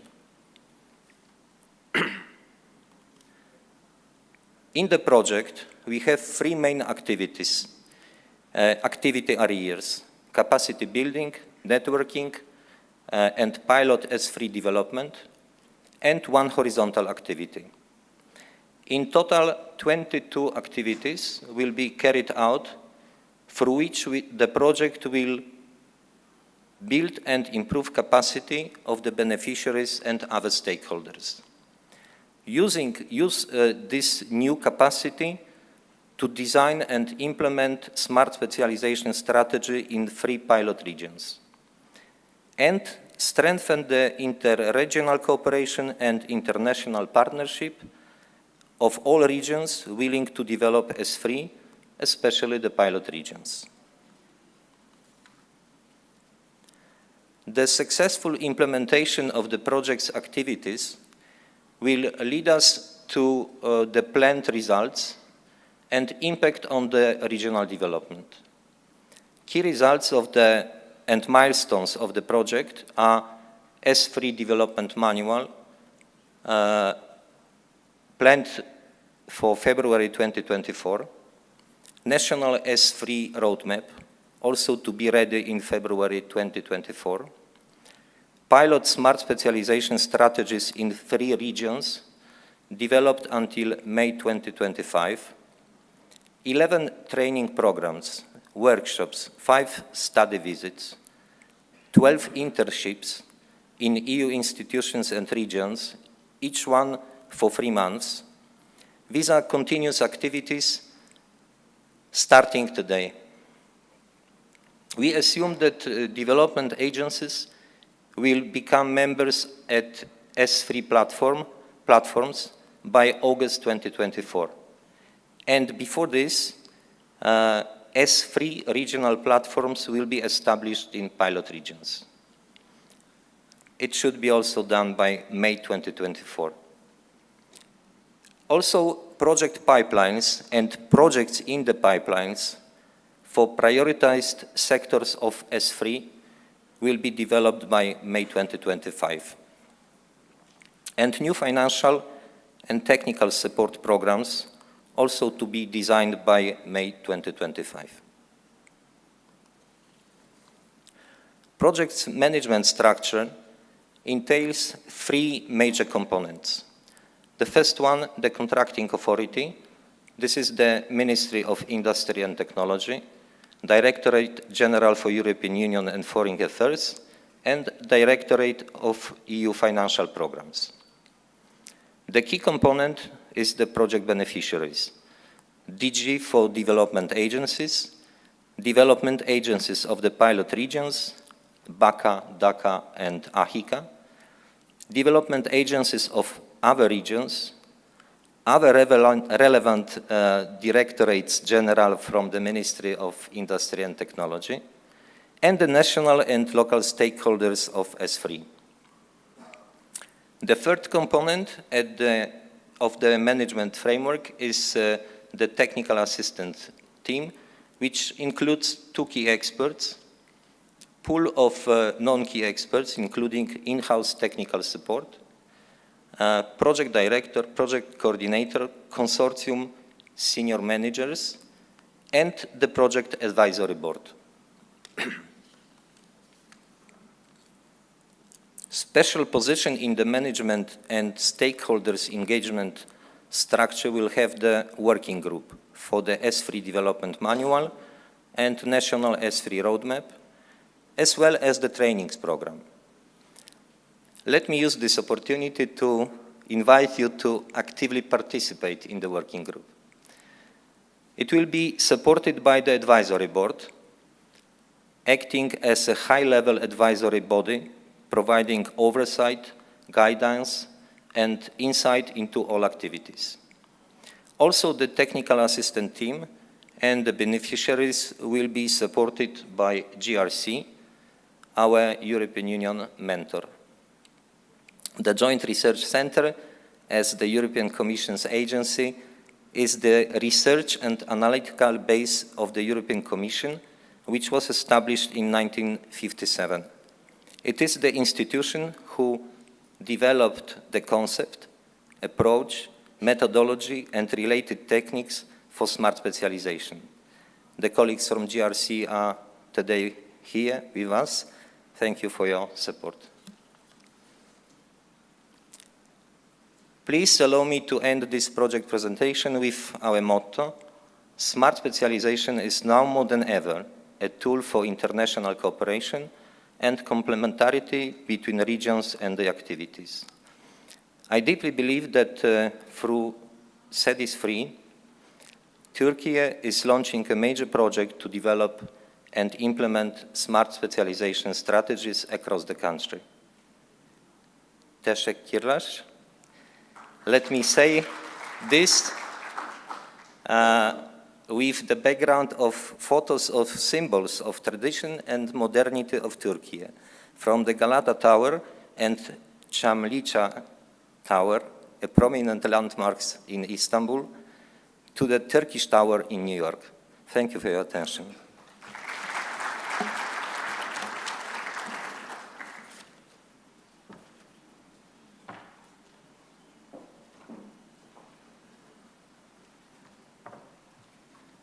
Kıymetli katılımcılarımız, Mr. Şivek'e çok teşekkür ediyoruz sunumu için. Oturumumuzun bu bölümünde ise akıllı uzmanlaşmada tecrübeler, başarılar ve zorluklar başlıklarını konuşmaya çalışacağız. Oturumun moderasyonunu da gerçekleştirecek Kalkınma Ajansları Genel Müdürlüğü'nde İzleme, Değerlendirme ve Analiz Daire Başkanı Sayın Mustafa Caner Meydan'ı öncelikle sahneye davet ediyorum. Ardından da herhalde siz isimleri anons edersiniz değil mi efendim? Buyurun. Alkışlarınızla tabii ki.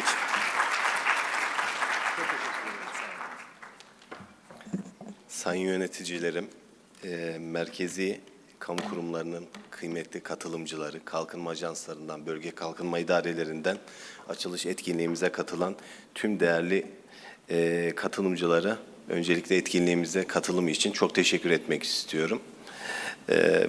Bildiğiniz üzere projemizin bu etkinliğimizde 2 tane panelimiz yer almaktadır. İlk paneli zaten bundan önceki kısımda dinledik. Bu bölümde de akıllı uzmanlaşma stratejileri konusunda tecrübeler, kazanımlar ve uygulamadaki zorluklar hakkında bir panel düzenleyeceğiz. Öncelikle panelistlerimizi sahneye davet etmek istiyorum sırayla. Sayın Manuel Martinez, lütfen buyurunuz. Sayın Christoph Gulda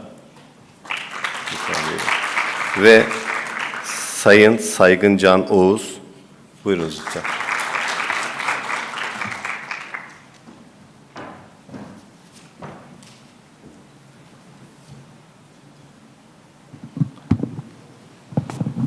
Teşekkür ediyoruz katılımınız için sayın panelistler. Öncelikle panelistlerimizi size görevleriyle ilgili kısaca tanıtmak istiyorum. Sayın Manuel Martinez, Avrupa Komisyonu Ortak Araştırma Merkezi, JRC'nin takım lideri olarak görev yapmaktadır. Sayın Christoph Kuhl da Varşova Üniversitesi'nde Teknoloji ve Bilgi Transfer Merkezi'nde danışman olarak, kıdemli danışman olarak görev yapmaktadır. Sayın Saygın Can Oğuz, İzmir Kalkınma Ajansı Mavi Büyüme Politikaları Birim Başkanı olarak görev yapmaktadır. Panelistlerimize sözü bırakmadan önce ben de dünyada ve ülkemizde akıllı uzmanlaşma stratejileri hakkında birkaç önemli hususu vurgulamak istiyorum. Önceki kısımlarda bazılarından bahsedildi. Çok kısa bir girişten sonra da panelistlerimize sözü bırakmak istiyorum. 2000'li yıllardan sonra yeni ekonomik coğrafya anlayışı ve mekana dayalı politikaların öne çıkmasıyla birlikte hem dünyada hem ülkemizde tabandan tabana yönetişim ve bölgelerin potansiyellerinin ortaya çıkartılması azami seviyede çıkartılarak topyekün kalkınma anlayışında akıllı uzmanlaşma stratejileri kritik bir değer kazanmıştır. Akıllı uzmanlaşma ile bölgelerin belirli sektörlerde uzmanlaşıp rekabetçi üstünlük sağlayarak katma değer üretme yarışında ön plana çıktığını gözlemleyebiliyoruz. Bu çerçevede sözlerimi panelistlerimize verirken panelistlerimizden 12 dakikalık bir sürede değerlendirme yapmasını istirham ediyorum. Sonrasında da eğer vakit kalırsa değerli katılımcılarımızdan birkaç soru alıp panelistlerimizin bu soruları cevaplandırmasını rica edeceğiz. Sayın Martinez, sözü size vermek istiyorum. Şimdiye kadarki edindiğiniz tecrübeler ışığında akıllı uzmanlaşma stratejilerinin uygulanmasında kazanımlar ve zorluklar nelerdir? Türkiye'deki bölgeler için akıllı uzmanlaşma stratejisi hazırlanması ve uygulanması noktasında tavsiyeleriniz nelerdir? Lütfen buyurunuz.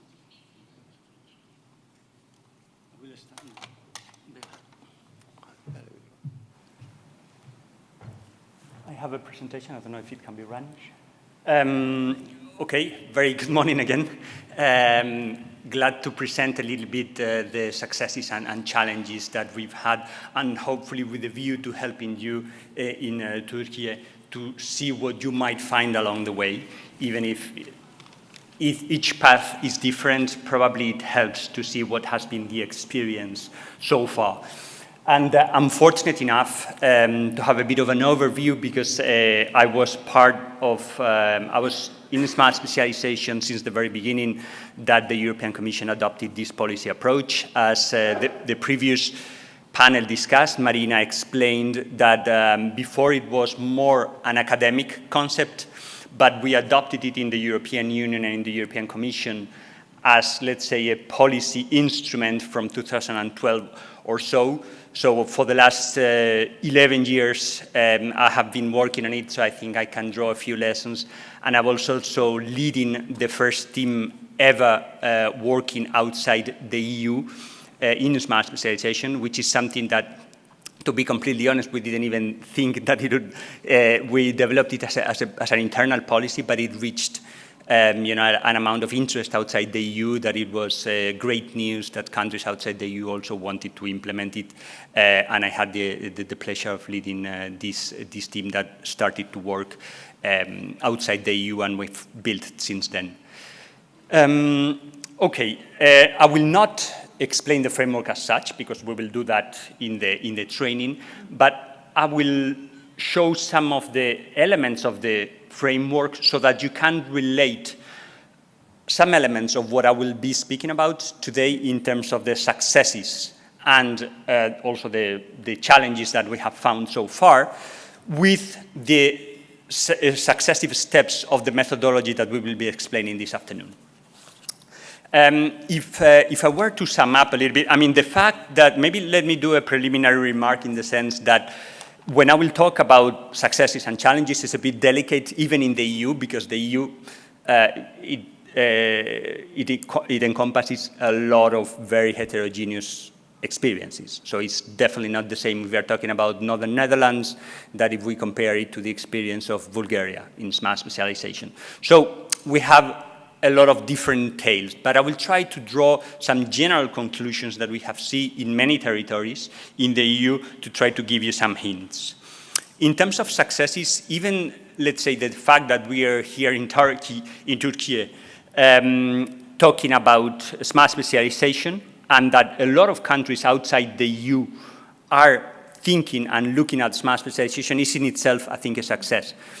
And as also Marina mentioned in earlier presentations, many countries around the world, I was invited to present smart specialization by the Chinese government, also by the Australian government, or the United States, just to name a few countries, or Latin America, where you might be surprised to learn that in some of the most advanced countries in Latin America, for example, Chile, all the regions in Chile are designing and implementing smart specialization strategies. And also regions in Australia are implementing and designing smart specialization strategies according to our framework. So it's a new or a European let's say, concept, but that has been, let's say, successfully exported, and that already probably is a good sign, because we are often in Europe looking at what's happening in China or what's happening in the US as a superpower. This time, in this particular policy, it was the other way around. Some looks to what we are doing in innovation policy in Europe and some inspiration. So I think that's already in itself a great piece of news.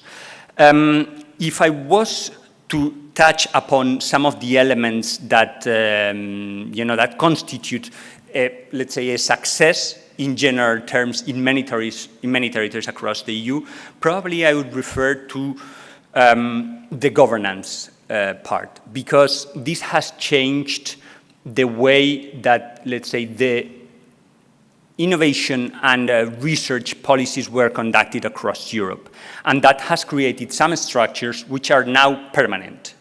And permanent meaning that, okay, we have structures that have improved the existing structures with better collaboration, better integration, not only because when we talk about integration, we often think about the public sector, research institutions, and the public sector, but even within the public sector, because what we saw in many territories in Europe is that there were different ministries or different departments in the public sector, but they were not necessarily collaborating fully in innovation issues. They had their own domain, or even the thematic domain, we're working in energy or we're working in agriculture, but now this policy helped them to integrate and design together these policies, even within the public administration, and I think that's a big success that has stayed in many territories.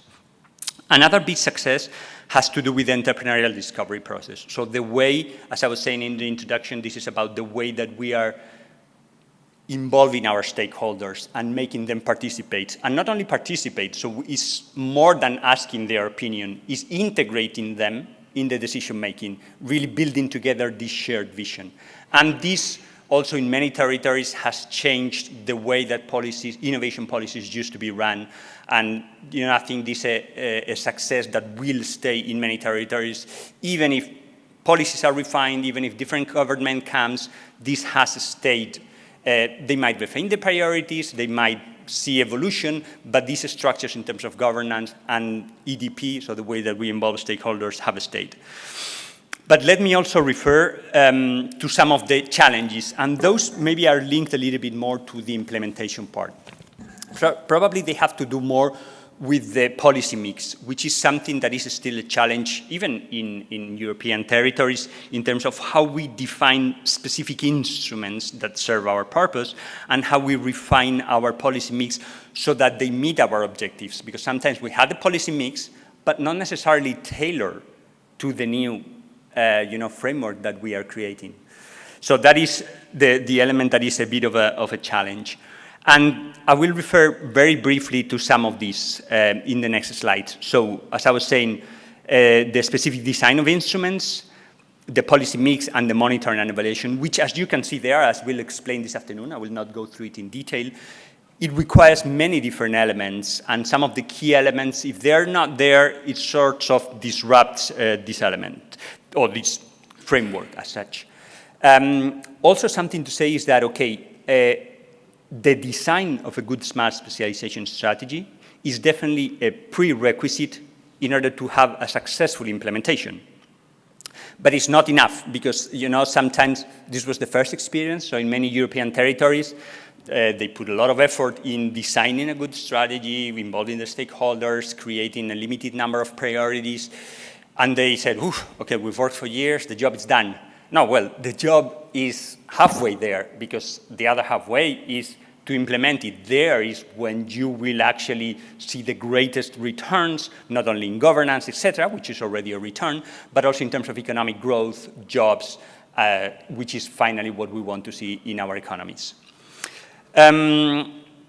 Just to mention, for example, something that encompasses in the governance some successes and some challenges.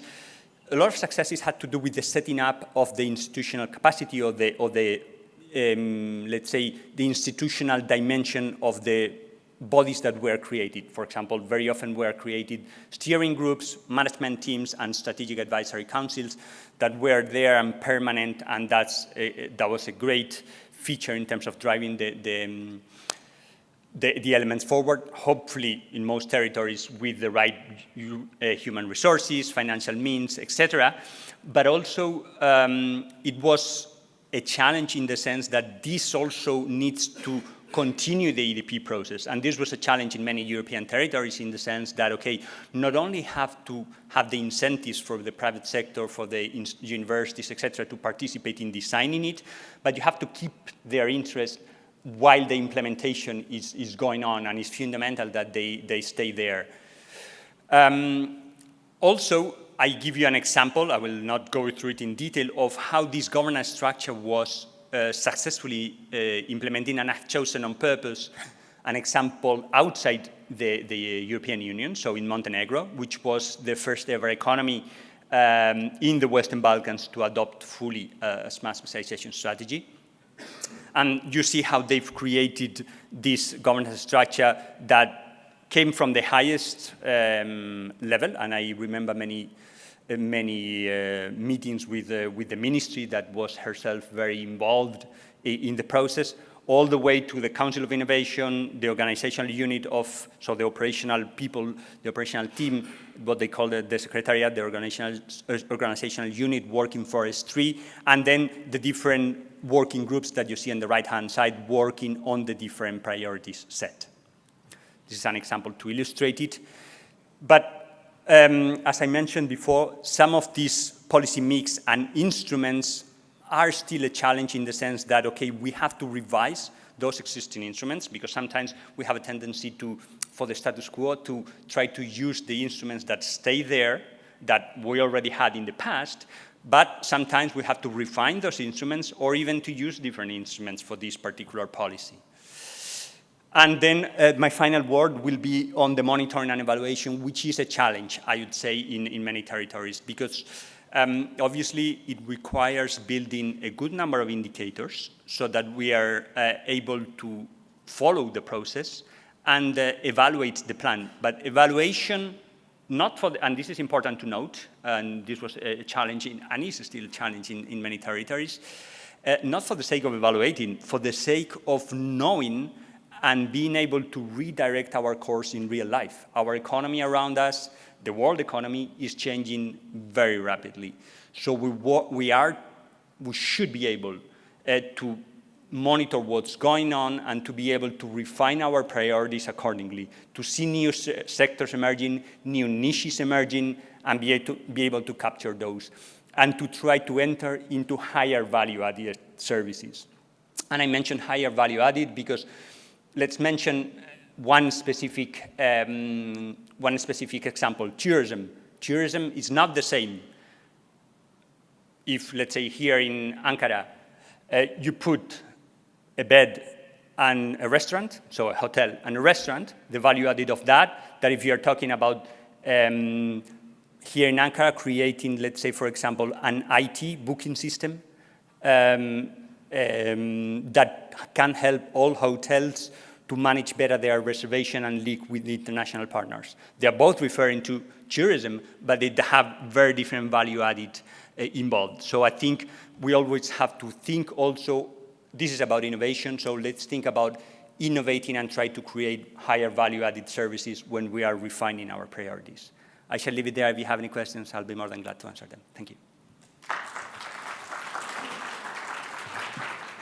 Teşekkürler. Thank you, Mr. Martinez. Panelin diğer bölümünde, bu bölümünde de Sayın Gulda'dan Polonya tecrübesini, Polonya'nın akıllı uzmanlaşma tecrübesini ve Türkiye'de bölgesel akıllı uzmanlaşma stratejileri uygularken Polonya tecrübesinden yararlanarak tavsiyelerini dinlemek istiyoruz. Buyurun lütfen.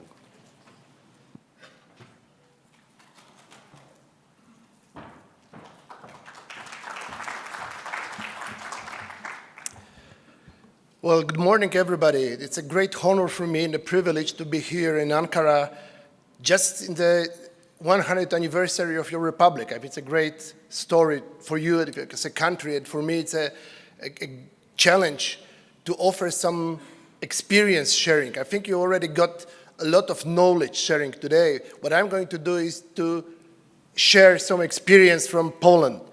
Now I'm here in the hat of the University of Warsaw, the Technology Transfer and Knowledge Center, while in fact the experience I'm going to share comes from my previous engagement in the public service. Between 2002 and 2013, I was a civil servant in Polish administration, and I was a director for innovation in the Ministry of Economy, and later on responsible for the strategy in the Ministry of Science and Higher Education. And that was the most exciting time in the modern history of Poland, because there was a time just before we entered the European Union as a full member, and there was the transition from the old-fashioned post-communist economy into the modern market, open market-oriented economy. For the public administration, it was an extreme challenge of the transition from the very much old-fashioned top-down system into a more engaging, more inclusive, bottom-up approach. And smart specialization, as you learned already from Reza, from this beautiful evolution of human being, the smart specialization as a concept, there was the moment also in Poland when we understood that this participatory policy is a concept which should be implemented. But even before the smart specialization became the driver for this change, a lot of different activities was implemented in Poland. And I like to think about this process as about the living laboratory. The living laboratory concept is very close to my heart because my background is in physics. I'm the nuclear physicist. So in the ideal world where there are certain concepts are going to be implemented or certain scientific hypotheses are going to be implemented, there is a need to establish an experiment. And usually the experiment is the setup, the facility, which is isolated from the external world, and you can perform the experiment to prove or to fail the theory. But it doesn't work that way in the policy making, it doesn't work that way in the social sciences. We are working on the living organism, the community, the market activity, the business activity. It's all running, and we cannot stop this. We have to implement, sometimes radically, sometimes more incrementally, changes on the living organism. And in this parallel, in this analogy to experiment, I want just to focus for a while on three elements, on three experimental areas we experience in Poland, and I hope it will inspire you to your activity here in Turkey. The first is experimenting in policy making itself, experimenting in the strategic process, experimenting in policy design, and this openness for experimenting is important because you need to implement new ideas in the framework of very often the old, much more rigid system. And you have to experiment with the different forms, with the different types of policy activities. And in Poland, even before the smart specialization started as a process, and the EDP, the entrepreneurial discovery process, became the core of the activity, we experimented with foresight. Why foresight? Because the major challenge in the policy design is that it should be, and it's expected to be, fact-based, data-driven, but the data is a snapshot of the past, but the policy is about the future. So how to go from the picture, which is usually based on the data 2, 3, 5 years behind us, and to design the relevant ideas, the relevant projects, the relevant concepts for the next 5, 7, 10 years. That's the challenge. And foresight come to this, it could help, because the foresight methodology, different techniques of foresight, could bring together data, analysis, technology mapping, analysis of different types of existing data, with something which we call the society wisdom, the community wisdom, the kind of experience which could be brought by stakeholders.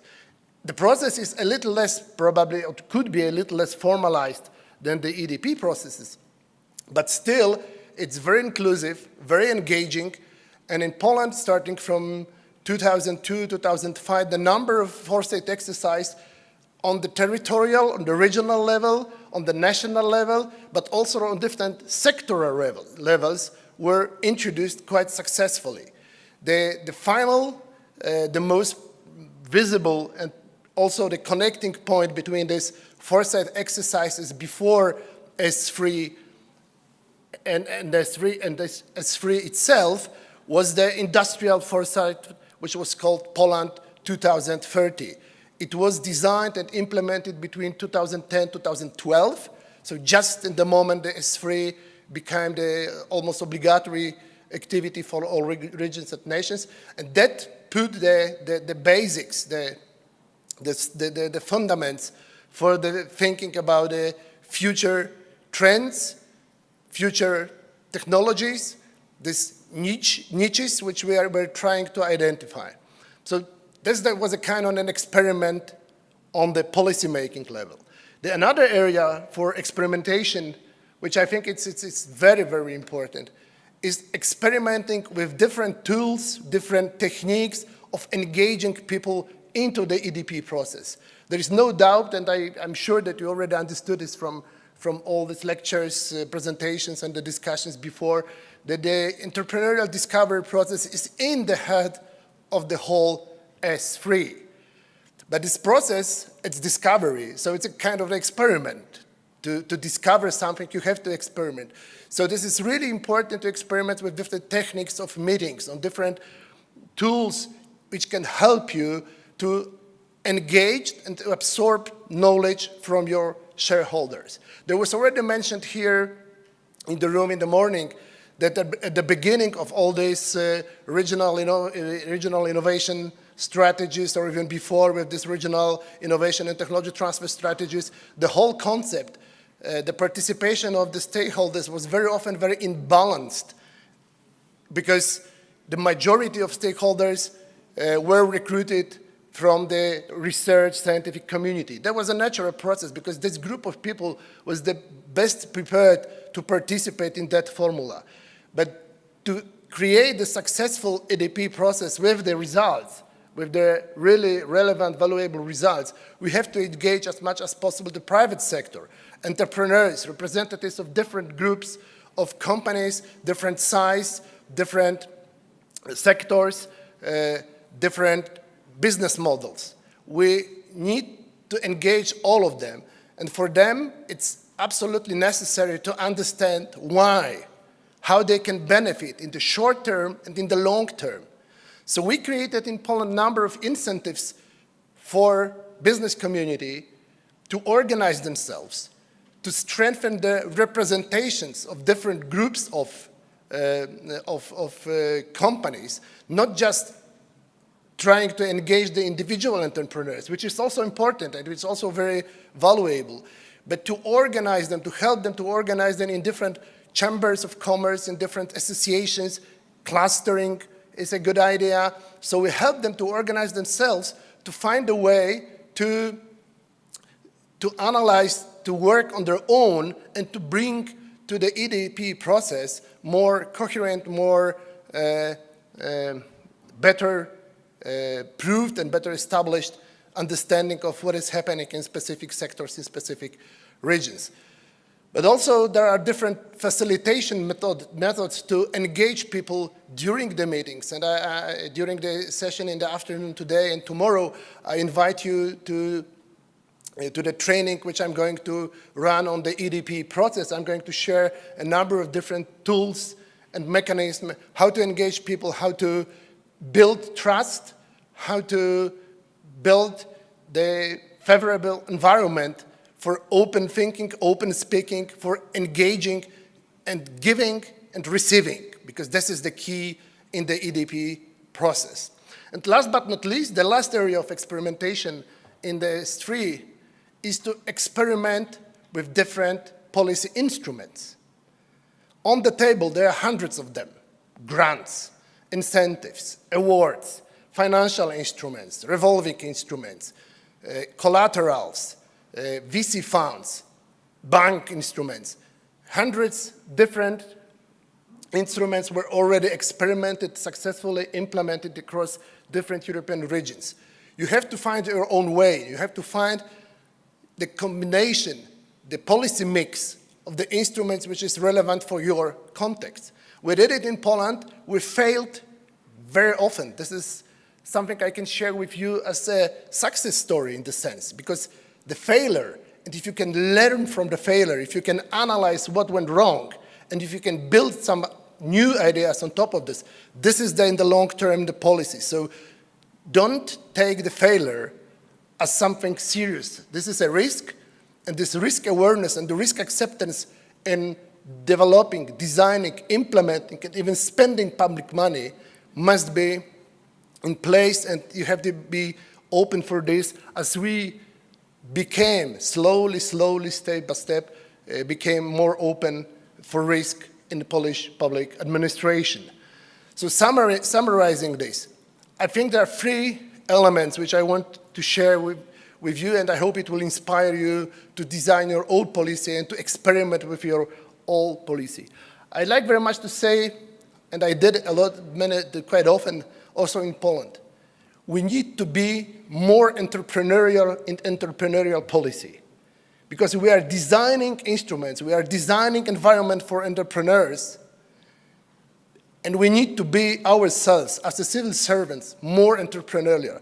Entrepreneurial thinking, the mindset we have to offer to the community, to other stakeholders, must be closer to the market type of mindset. So be more entrepreneurial, accept more risk. As I said, the failure, if it's well worked on, if it's well understood, you can build the success of your failures. So openness, acceptance of failures, it's an important issue, and this is a long process. It's not ended up in Poland as well. It's still, because the policy context is changing, so the new people coming to the offices, and every time you have to build this on again and again. So this is the continuous process as well. And the last but not least, be open for experimentation and experiment. Thank you. Teşekkür ediyoruz Sayın Gul'da. Son panelistimiz Saygın Can Oğuz Bey, İzmir Kalkınma Ajansı'ndan. İzmir Kalkınma Ajansı ülkemizde kurulan ilk iki ajansımızdan birincisi İzmir Kalkınma Ajansı. 2006 yılında kuruldu ve İzmir Kalkınma Ajansı bölgesel yenilik stratejisi hazırlayan ajanslarımızdan birisi. Bu çerçevede İzmir Kalkınma Ajansı'nın tecrübelerinden bahsetmenizi rica ediyoruz. Saygın Can Bey, buyurun.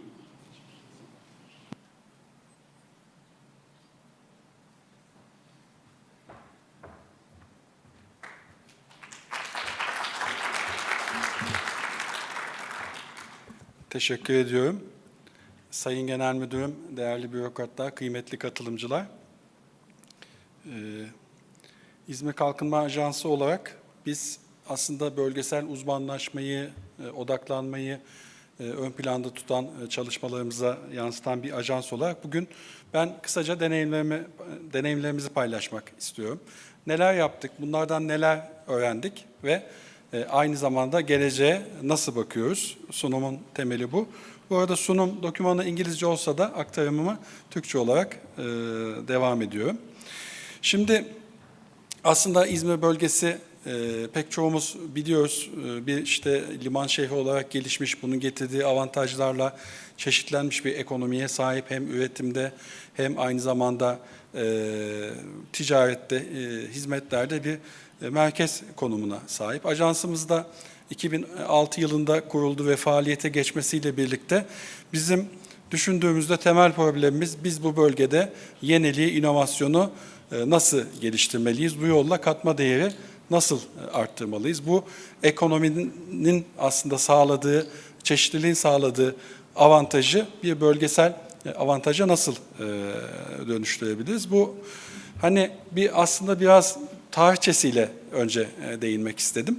İlk ajansın kuruluşundan sonra 2010-13 dönemi bölge planı hazırlandı ve burada aslında biz gerçekten KOBİ'lerin, girişimlerin rekabetçiliğinin geliştirilmesi anlamında ilk sıraya bölgesel düzeyde bir yenilik stratejisinin hazırlanmasını koyduk. Ve aslında buna istinaden de ilk çalışmalar başladı ki 2012 yılında bölgemize ilişkin yenilik stratejisini oluşturduk ki aslında ilk defa bölge ölçeğinde Türkiye'de belki yenilik konusu çalışılmaya başlandı. Bütün göstergeleriyle, veri analizleriyle ki aynı zamanda bir paydaş katılım süreciyle bölgesel yenilik kapasitemizi nasıl geliştirmemiz gerekiyor?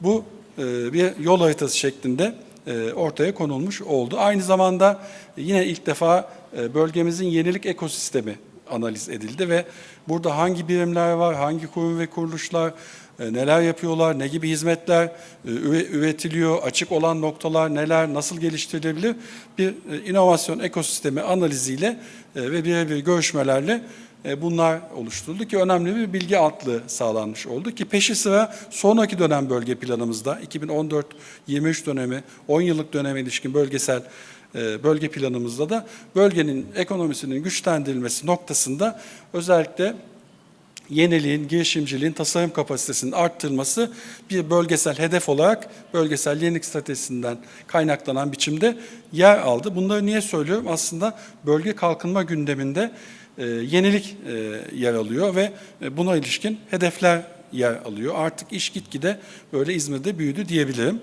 Tabii önemli ilerlemeler sağlandı. Bu hedefler noktasında biz ajans olarak çalışmalar yaptık. Bölgemizdeki diğer kuruluşların çalışmalarını yönlendirdik. Ancak tabii eksik olan noktalar, problem olan noktalar da zaman içinde tespit etmeye başladık ki burada en önemlisi aslında bizim bakışımıza göre gerçekten önemli bir yenilik ekosistemi var. Üniversitelerimizle, işte sanayi bölgelerimizle, bölgemizin kapasitesiyle bu anlamda. Ancak gerçek manada bölge ekonomisini etkileyecek şekilde gelişmelerin aslında bölgemizde yeterince olmadığını ve bunun bir eksiklik olduğunu biz tespit ettik. Özellikle bu sektörel çeşitliliğimizden nasıl daha fazla faydalanabileceğiz? Gerçek manada işte patentler noktasında, proje üretme noktasında daha ileriye gitmenin yollarını biz devamlı aradık bölgesel kalkınma ajansı olarak ve özellikle böyle 2015-16'dan başlayarak ki 2018'de çok daha güçlü biçimde ortaya çıktı. Akıllı uzmanlaşma kavramına odaklandık. Bununla ilgilenmeye başladık. Burada evet bizim bütün bölge planlarımızda, yenilik stratejimizde bir takım sektörel önceliklerimiz yapıldı. Bunlara göre çalışmalar yapıldı ama işi biraz daha inceltmek, biraz böyle hani kritik kütleler neler, bölgemizdeki beceriler başka hangi alanları sevk ediyor, bu sektörlerin altında daha detayda, daha niş konular var mı? Bunları aramaya koyulduk. Bu aslında bir bölgesel yenilik stratejisinden akıllı uzmanlaşmaya bir geçişti ki bundan önceki oturumlarda da aslında bu geçiş pek çok kere söylendi. Neler yaptık aslında? Hani öncelikle bu bir kapasite meselesi ki bu projede bunu aslında amaçlıyor. Hani kendi ajans ajansımızın bu anlamda kapasitesinin geliştirilmesi, bölgenin kapasitesinin geliştirilmesi yönelik eğitimler başta olmak üzere çalışmalar yaptık. Platformları takip ettik, üyeler olduk, Avrupa Birliği'nin çalışmalarının etkinliklerini takip ettik. Bir takım odaklı analizler hayata geçirmeye çalıştık ve aslında bir bölgesel akıllı uzmanlaşma stratejisi hazırlanması için uluslararası nitelikte destek almayı da içeren 2 tane ihale çalışmamız oldu. Ancak bunlar sonuçlanmadı. Şu anda bizim bölgesel akıllı uzmanlaşma stratejisi başlığında yayınladığımız bir çalışmamız bulunmuyor. Ama biz tabii ki bu odaklanma noktasında, ihtisaslaşma noktasında çalışmalarımızı sürdürdük.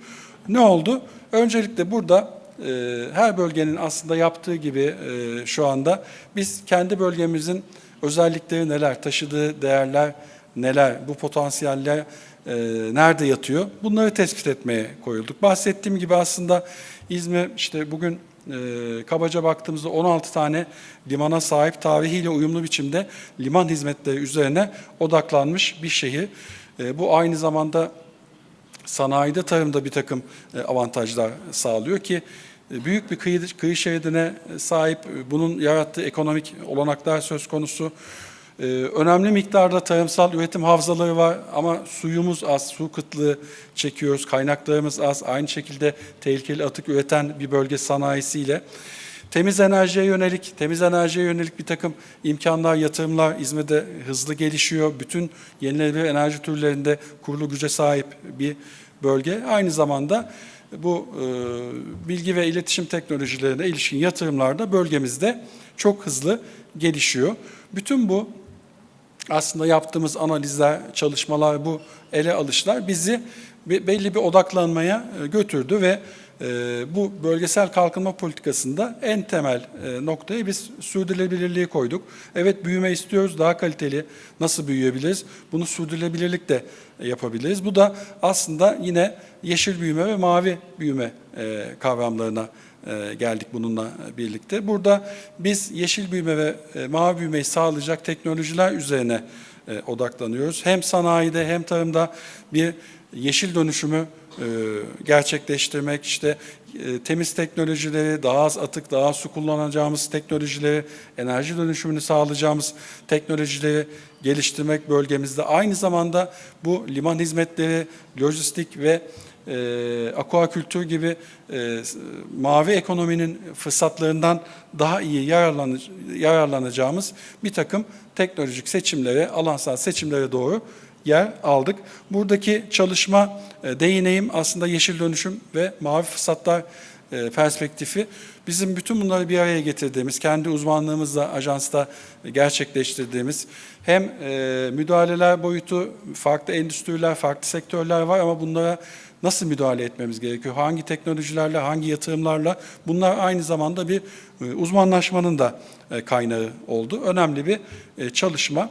Uyguladığımız projelerde mesela Rekabetçi Sektörler Programı'nda 2020 yılında başladığımız Best for Enerji projesiyle birlikte bu temiz enerji ekipmanlarının üretimi noktasında bölgedeki uzmanlığı geliştirecek çalışmalar yaptık.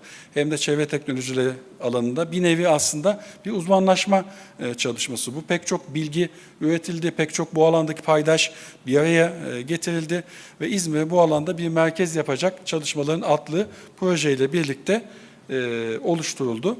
Aynı zamanda liman şehri olmanın verdiği avantajla yaratıcı endüstrilerin yoğunlaştığı bir bölge İzmir. Bu yaratıcı endüstrilere yönelik bir odaklı analiz çalışmamızla birlikte yaratıcı endüstriler, Türkiye ile kıyaslaması ve dijital, özellikle yine yaratıcı işler, dijital teknolojiler gibi konulara ilişkin bölgesel analiz çalışmamız oldu.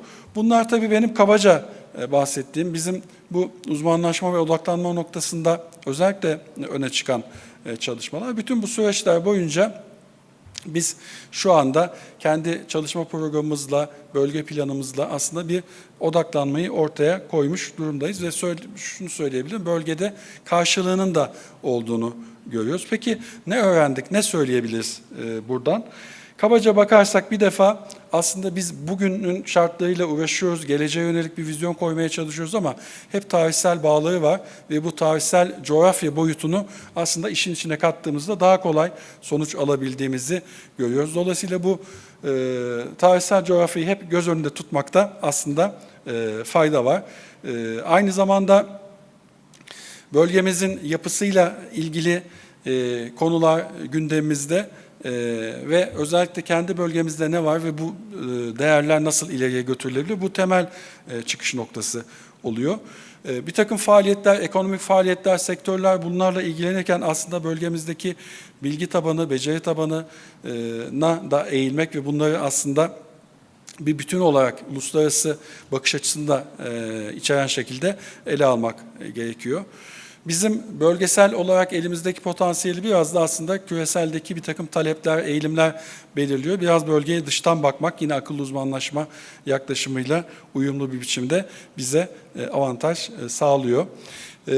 Şunu gördük aslında bir takım yeni şeyler de yapılabilir, yeni vizyonlar getirilebilir ama bir defa hani copy paste yaklaşımlar çalışmıyor. Bunun da ötesinde gerçek ihtiyaca dokunan önceliklendirmeler bölgelerde daha fazla ilerleme şansına sahip. Çünkü bunlar talebi, bir takım üretimi, işte Ar-Ge çalışmalarını da çok kolaylıkla beraberinde getirebiliyor. Belki önceliklendirmede göz önünde tutmakta fayda var. Son olarak aslında bir politika oluşturma aynı zamanda bir bölgesel kalkınma gündeminin tanımlanması bütün bu çalışmalarla birlikte. Burada Kalkınma Ajansı'nın bölge aktörlerinin dikkatine çekmesi sadece kendisi değil, onlarla birlikte bu çalışmaları hayata geçirmesi çok önemli.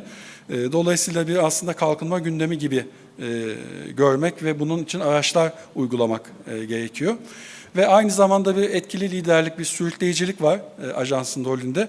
Bu da aslında ajans için uygun bir rol. Çünkü ajans pek çok kesimde çok rahat kamu, özel sektör, sivil toplum çalışabilen bir yapıya sahip. Genel olarak baktığımızda ne gibi eksiklikler var? Aslında bu uzmanlaşmayla, akıllı uzmanlaşmayla ilgili çalışmalarda işte bilgi, istatistik alanlarında detaylı istatistikler anlamında belki eksiklikler var ki girişimci bilgi sistemi ülkemizin önemli bir altlık sağlıyor. Mekansal hani niş alanları tespit etmeniz lazım.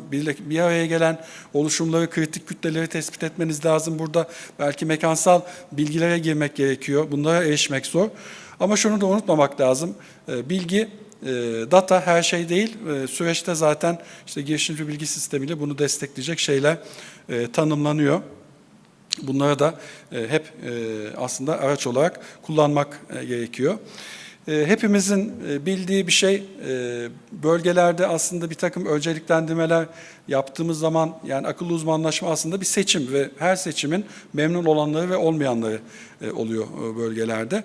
Bu süreci yürütmek, bir yönetişim mekanizması halinde yürütmek çok önemli. Belki burada yine bilgiyi arttırmak bence çok faydalı ki projede de bunları gördük aslında. Bilgi üretmek en az hani kaynak dağıtmak kadar önemli. O yüzden bu hani bilgi üreten analizler, yeni teknikler burada çok önem taşıyor. Aynı şekilde her ne kadar bölgesel gündemi yaratsanız da ulusal gündemle birlikte ulusal aktörleri bu alanlara yöneltmeden yeterli ilerleme sağlamak çok zor. Bu da işin biraz gerekli ama zor tarafı. Son slaytım, hani gelecekte biz bu alanda neler yaptık, anlattık, gelecekte neler yapmayı hedefliyoruz. Bir defa önümüzdeki dönem bölge planımızda yine yeşil ve mavi büyüme bölge kalkınma çalışmalarımızın temel stratejileri ve planda yer alıyor. Dolayısıyla biz denizle ilgili çalışmalar yapmaya, buradaki sürdürülebilir gelişimi desteklemeye devam ediyoruz. Aynı zamanda mevcut bölgemizin mavi ekonomisini bir takım yeni teknolojik yatırımlarla daha ileriye nasıl taşıyabiliriz, daha sürdürülebilir hale nasıl getirebiliriz? Çalıştığımız odak alanlarımız bunlar. Özellikle hem sanayi hem tarımda üretimi daha sürdürülebilir hale getirecek çalışmalar, projeler bizim gündemimizde.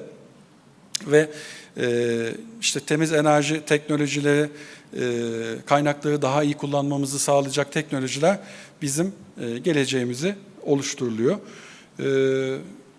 Belirlediğimiz strateji öncelikleri uzun vadeli olarak ele alıyoruz ve sonuçta uzun vadede bölgemizin yapısını değiştirmeyi hedefliyoruz bununla birlikte. Dolayısıyla uzun vadeli düşünüyoruz. Zaten bütün bu politikalar uzun vadeli ele alınması gereken politikalar. Uzmanlaşma yolunda yaptığımız çalışmalar bu şekilde. Dinlediğiniz için teşekkür ediyorum. Çok teşekkür ediyoruz Saygın Bey sunumunuz için. Birkaç dakikamız var. Çok hızlı bir şekilde eğer soru sormak isteyen katılımcılarımız varsa 2 tane soru alabiliriz. Sonrasında da kapanış konuşması için sözü Genel Müdür Yardımcımıza bırakacağım. Var mıdır soru sormak isteyen? Erce Bey, sen şey yapalım. Hangi panelistimize sorduğunuzda belirtirseniz. Sayın Başkanım, aslında ben sorudan ziyade yani katılımcılar adına bir soru sormak istiyorum. Çok değerli bilgiler, çok değerli sunumlar paylaşıldı. Bunlara erişebilecek miyiz? İlk sorum bu olacak. Yani bir internet sitesine yayınlanacak mı, yoksa bir bizim işte katılımcıların e-posta adreslerine gönderecek mi? İkincisi de yani proje, yeni başlayan bir proje, şöyle bir katkı sunmak istedim ben. Bu S3 platformunun, GRC'nin web sitesinde S3 platformu ile ilgili bölgede ülkemizle ilgili son veriler sadece 2021 yılına ait gözüküyor. Hani bu projeyle ilgili o veriler de oraya eklenebilirse eğer, böyle bir proje başladığında ve aksiyon alındığına dair, orada da daha fazla veriye ulaşabileceğimizi düşünüyorum. Ben sorudan ziyade hem bir sunumu alabilecek miyiz diye sormak, hem de böyle bir katkıyı ortaya koymak adına söz aldım. Teşekkür ederim. Soru bana oldu, panelistlere. Sunumları göndeririz. Bununla ilgili de zaten bir web sitesi oluşturuyoruz. O web sitesi üzerinden de hem sunumlar hem şimdiye kadar bundan sonra yapılacak çalışmalar, daha doğrusu oradan yayınlanacak. Bu şekilde. Onun haricinde de GRC'deki zaten bundan sonra projeyi ilerleyen dönemlerinde yakın bir işbirliği içerisinde olacağız. Hem veri güncelleme hem oradaki kendi ülkemizle ilgili kısımlarda da geliştirmeler yapacağız. Onu söyleyebilirim. Başka bir sorusu olan panelistlerimize varsa soruları alabiliriz. Nikola. Thank you very much. Thank you to all presenters. I wanted actually to share an advice. It's been a remarkable presentation from Saygin.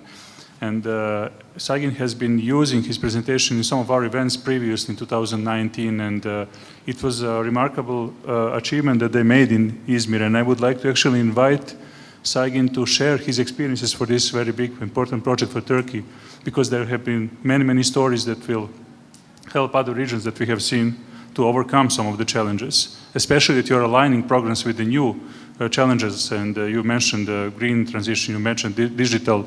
There are many things that they could learn from this, and this is kind of just a friendly advice to be there as a helpful hand and drive the way. Thank you.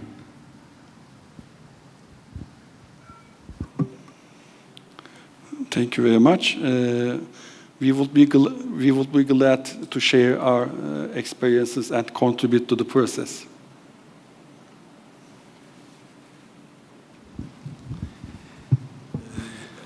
Actually, just after mentioned, I would like to contribute to this last conversation a bit, because this is really great, one of the best practices.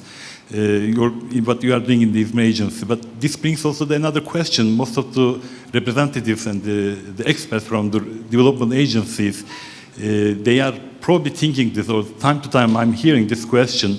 All these innovation strategies, all our innovation programs, regional strategies, some of them already called the smart specialization strategies. And these activities, what will be with the smart specialization? Just a good ground to now to clarify, actually this is a great capacity already established, build on in our agencies. And this will just make our job easier. This will just facilitate our process. Maybe they are not following to the methodology originally developed by the GRC, but still, none of them will be wasted. Actually, other way around, it will be the great ground when we are building up the new smart specialization strategies. We will use all this expertise, and seeing every time when I'm coming together with the representatives from the agency, seeing that every time the great examples, it's just encouraging me. Actually, we can do a really good work all together. Thank you. Teşekkürler Nida Bey. Emin Bey, herhalde son olarak da Emin Bey'in sorusunu alalım. Yine pilot bölgelerimizden bir Doğu Anadolu Kalkınma Ajansı'nda birim başkanımız Emin Çakay Bey'in bir sorusu olacak. Evet. Kimi olacağını da söylerseniz Emin Bey. Tabii ki. Başkanım teşekkür ederim. Sunumlar için ayrıca teşekkür ediyorum. Benim sorum Sayın Claudia. Polonya örneğinden bahsetti ve aslında cesaretlendirici bir cümleyle de tamamladı. Bu süreçlerin çok kolay olmadığını, yenilmenin işte zorluklarından bahsetti. Şimdi Polonya tecrübesindeki başarısızlıklar hangi sektörlerde yoğunlaştı? Yani ekonomik sektörler, sosyal sektörler, örneğin tarım ve kırsal kalkınma alanındaki projelerde. Böyle bir kısa bir değerlendirme veya oranlama yapması mümkün mü? Teşekkür ederim. Thank you very much for your question. Well, to be honest, the failures which are mentioned were not the failures in the sectors. They're more the failures in the methodology and the processes we were trying to establish when we are trying to implement some inclusive policy making before the smart specialization and during the smart specialization. So I cannot refer to any failure in the sense that we failed with the specific policy in the sector, but it's more about a permanent, continuous learning process in the public administration on the regional level, on the regional agencies, on the national level, on the ministries and the national agencies, where we were experimenting with the number of different instruments, and not all of them brought expected results. It means that not always when we start financing, for example, the new type of the grants for cooperative research between universities and companies, not always it brought us the real increase in that cooperation, or not necessarily it increased the private spendings on R&D. So that's the level of, let's say, experiments and failures which I can refer to. But it is not in the sectoral approach, it's more on the techniques, more on the methods, more on different instruments we were trying to implement, with obviously not all of them the big success. So that's the reference I can make. Teşekkürler Sayın Gulda. Kapanışını yaparken panelimizin tüm panelistlerimize teşekkür ediyorum. Kıymetli katkıları, görüşleri, değerlendirmeleri için. Katılımcılarımıza da dinledikleri için bizleri teşekkür ediyoruz. Şimdi sözlerimi Genel Müdür Yardımcımıza bırakmak istiyorum. Teşekkürler.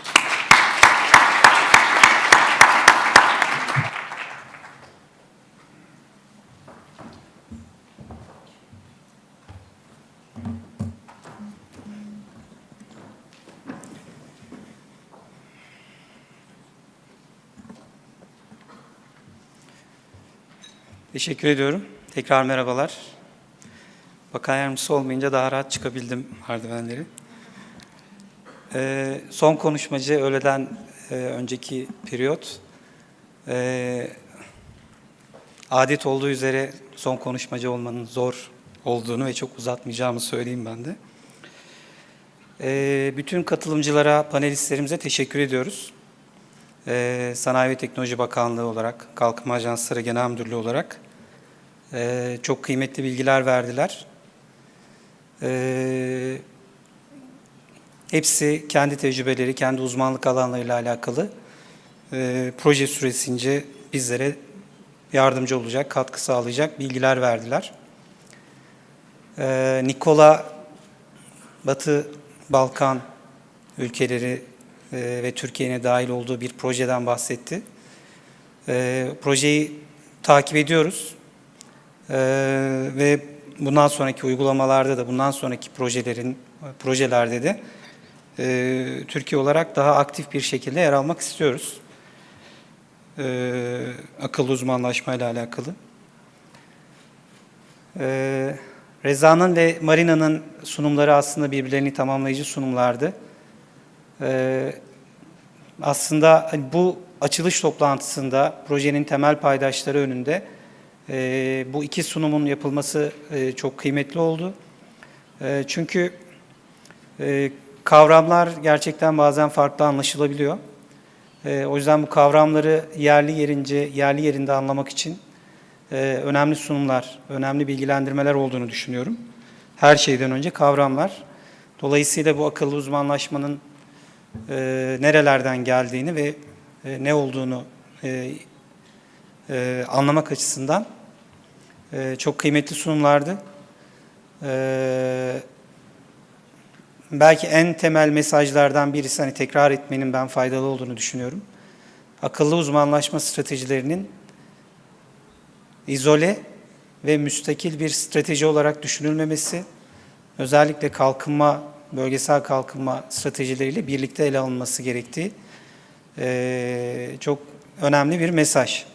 Tabii bu açıdan bu projenin başlangıcının da zamanlamasının da belki iyi olduğunu söyleyebiliriz. Çünkü kalkınma ajanslarımız 2024-28 dönemi bölge planlarını hazırladılar. Onaylanmasını bekliyorlar. Artık tamamlandı. Dolayısıyla bu projenin bölge planlarıyla birlikte ele alınacak olması önemli bir husus. Tabii 3 tane pilot ajans için, 3 ajans için, 3 bölge için strateji hazırlanacak ama tüm bölgeler bu projenin yararlanıcısı. Tüm ajanslarımız, tüm bölge kalkınma idarelerimiz, merkezi kurumlarımız yararlanıcısı. Yani projenin bütçesi ve zamanlaması itibariyle sadece 3 tane pilot hazırlanacak. Takım liderimiz Christoph'un sunumunda gönüllü olan bölgeler için diye bir ifade vardı. Biz genel müdürlük olarak tüm bölgelerimiz için hazırlanmasını bekleyeceğiz, hazırlanmasını isteyeceğiz. Dolayısıyla burada zorunlu bir gönüllülük olacağını söyleyebilirim. Martinez'in sunumu da özellikle farklı yapıya sahip AB bölgeleri arasındaki tecrübe. Yani bu hususu hani söylediğim kitle zaten fazlasıyla hakim olduğu bir konu. Yani Türkiye içinde çok önemli bir konu. 81 il, 26 farklı bölge, 26 düzey 2 bölgesi, farklı sosyoekonomik yapı. Dolayısıyla her düzeydeki bölge tecrübelerinin ülkemiz için faydalı olacağını, bir karşılığının olduğunu söyleyebiliriz. Türkiye küresel düzeyde rekabet edebilir bölgelere sahip olduğu gibi görece daha az gelişmiş bölgelere, öncelikle gelişme illerine de sahip bir bölge, sahip bir ülke. Dolayısıyla çok farklı gelişmişlik seviyelerinde, farklı ekonomik ve sosyal yapıda bölgelerimiz mevcut.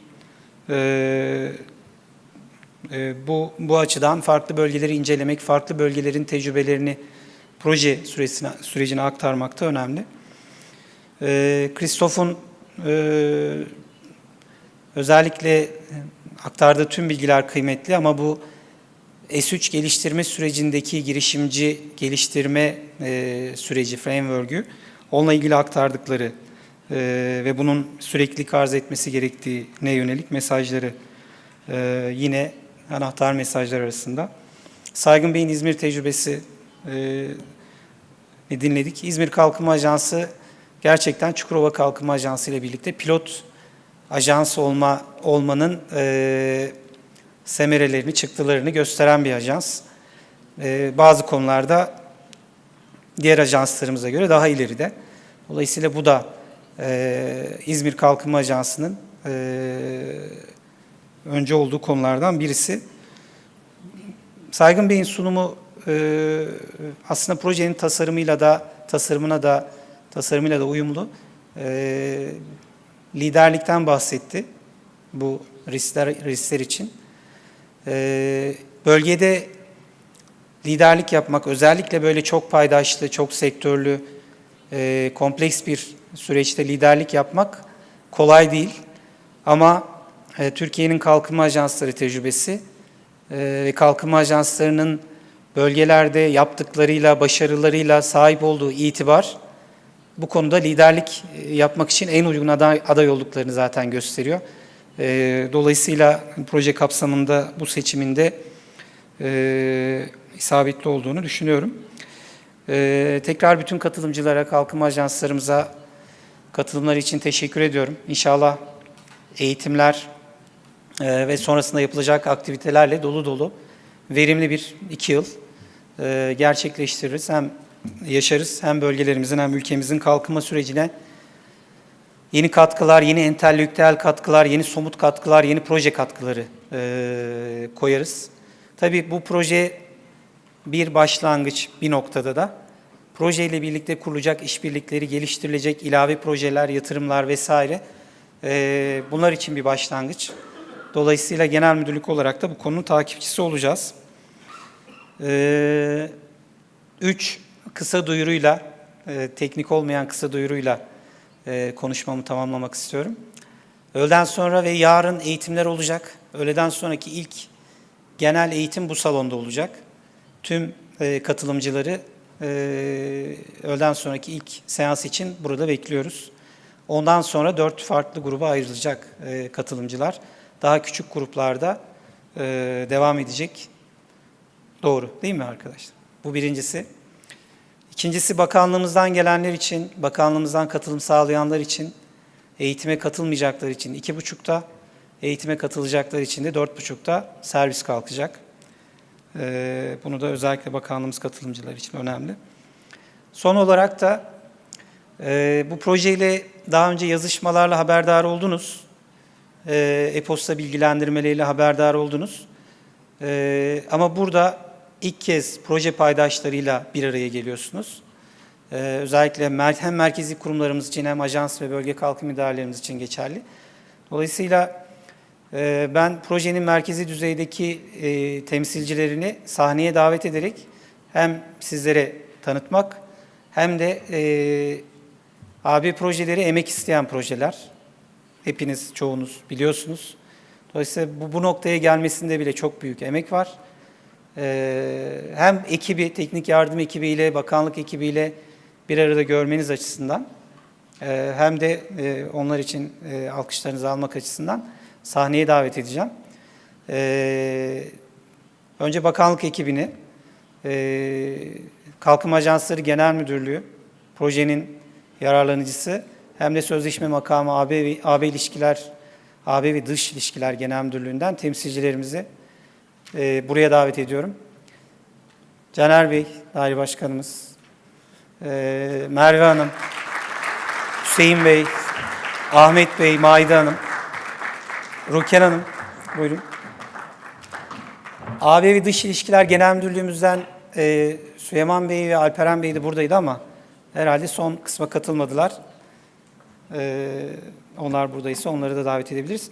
Teknik yardım ekibimiz, takım liderimiz Kristof, Burak Bey, Nida Bey, ismini sayamadığım ekibinizle lütfen size buyurun.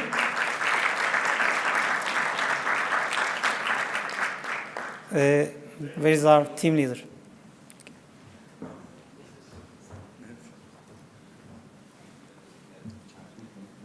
Doesn't matter.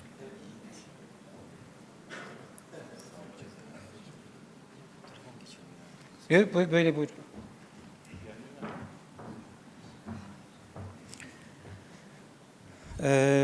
Teknik yardım ekibimiz dayı öncülüğünde. Bazen ben ünvanları karıştırıyorum ama arkadaşlarım destek olur. Takım lideri Kristof Şivek, sunumda tanıdınız. Burak Bey proje direktörümüz. Diğer kilit uzmanımız Nida Bey, uluslararası tecrübesi olan Burak Bey. Diğer arkadaşlarımız da proje asistanlarımız. Evet, Elif Hanım, Özlem Hanım ve Buse Hanımlar. Tamam, Özlem Hanım ve Buse Hanım. Ve Yiğit yok, proje koordinatörümüz şu anda burada. Evet. Ama ismini almış olalım. Tamam, Yiğit Bey. Peki. Ekip bu projenin arkasında, yürütülmesinde, hazırlığında ve 2 yıl boyunca uygulanmasında sizlerle irtibatta olacak. Hem merkezi program, Ankara'daki programlarda hem de yereldeki programlarda. Evet, Yiğit Bey de geldi.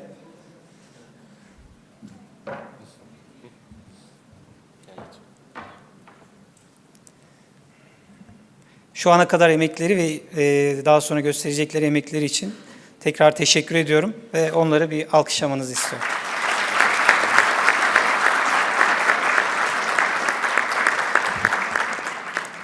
Teşekkür ediyoruz. Öğleden önceki bölümü müsaadenizle bitiriyoruz.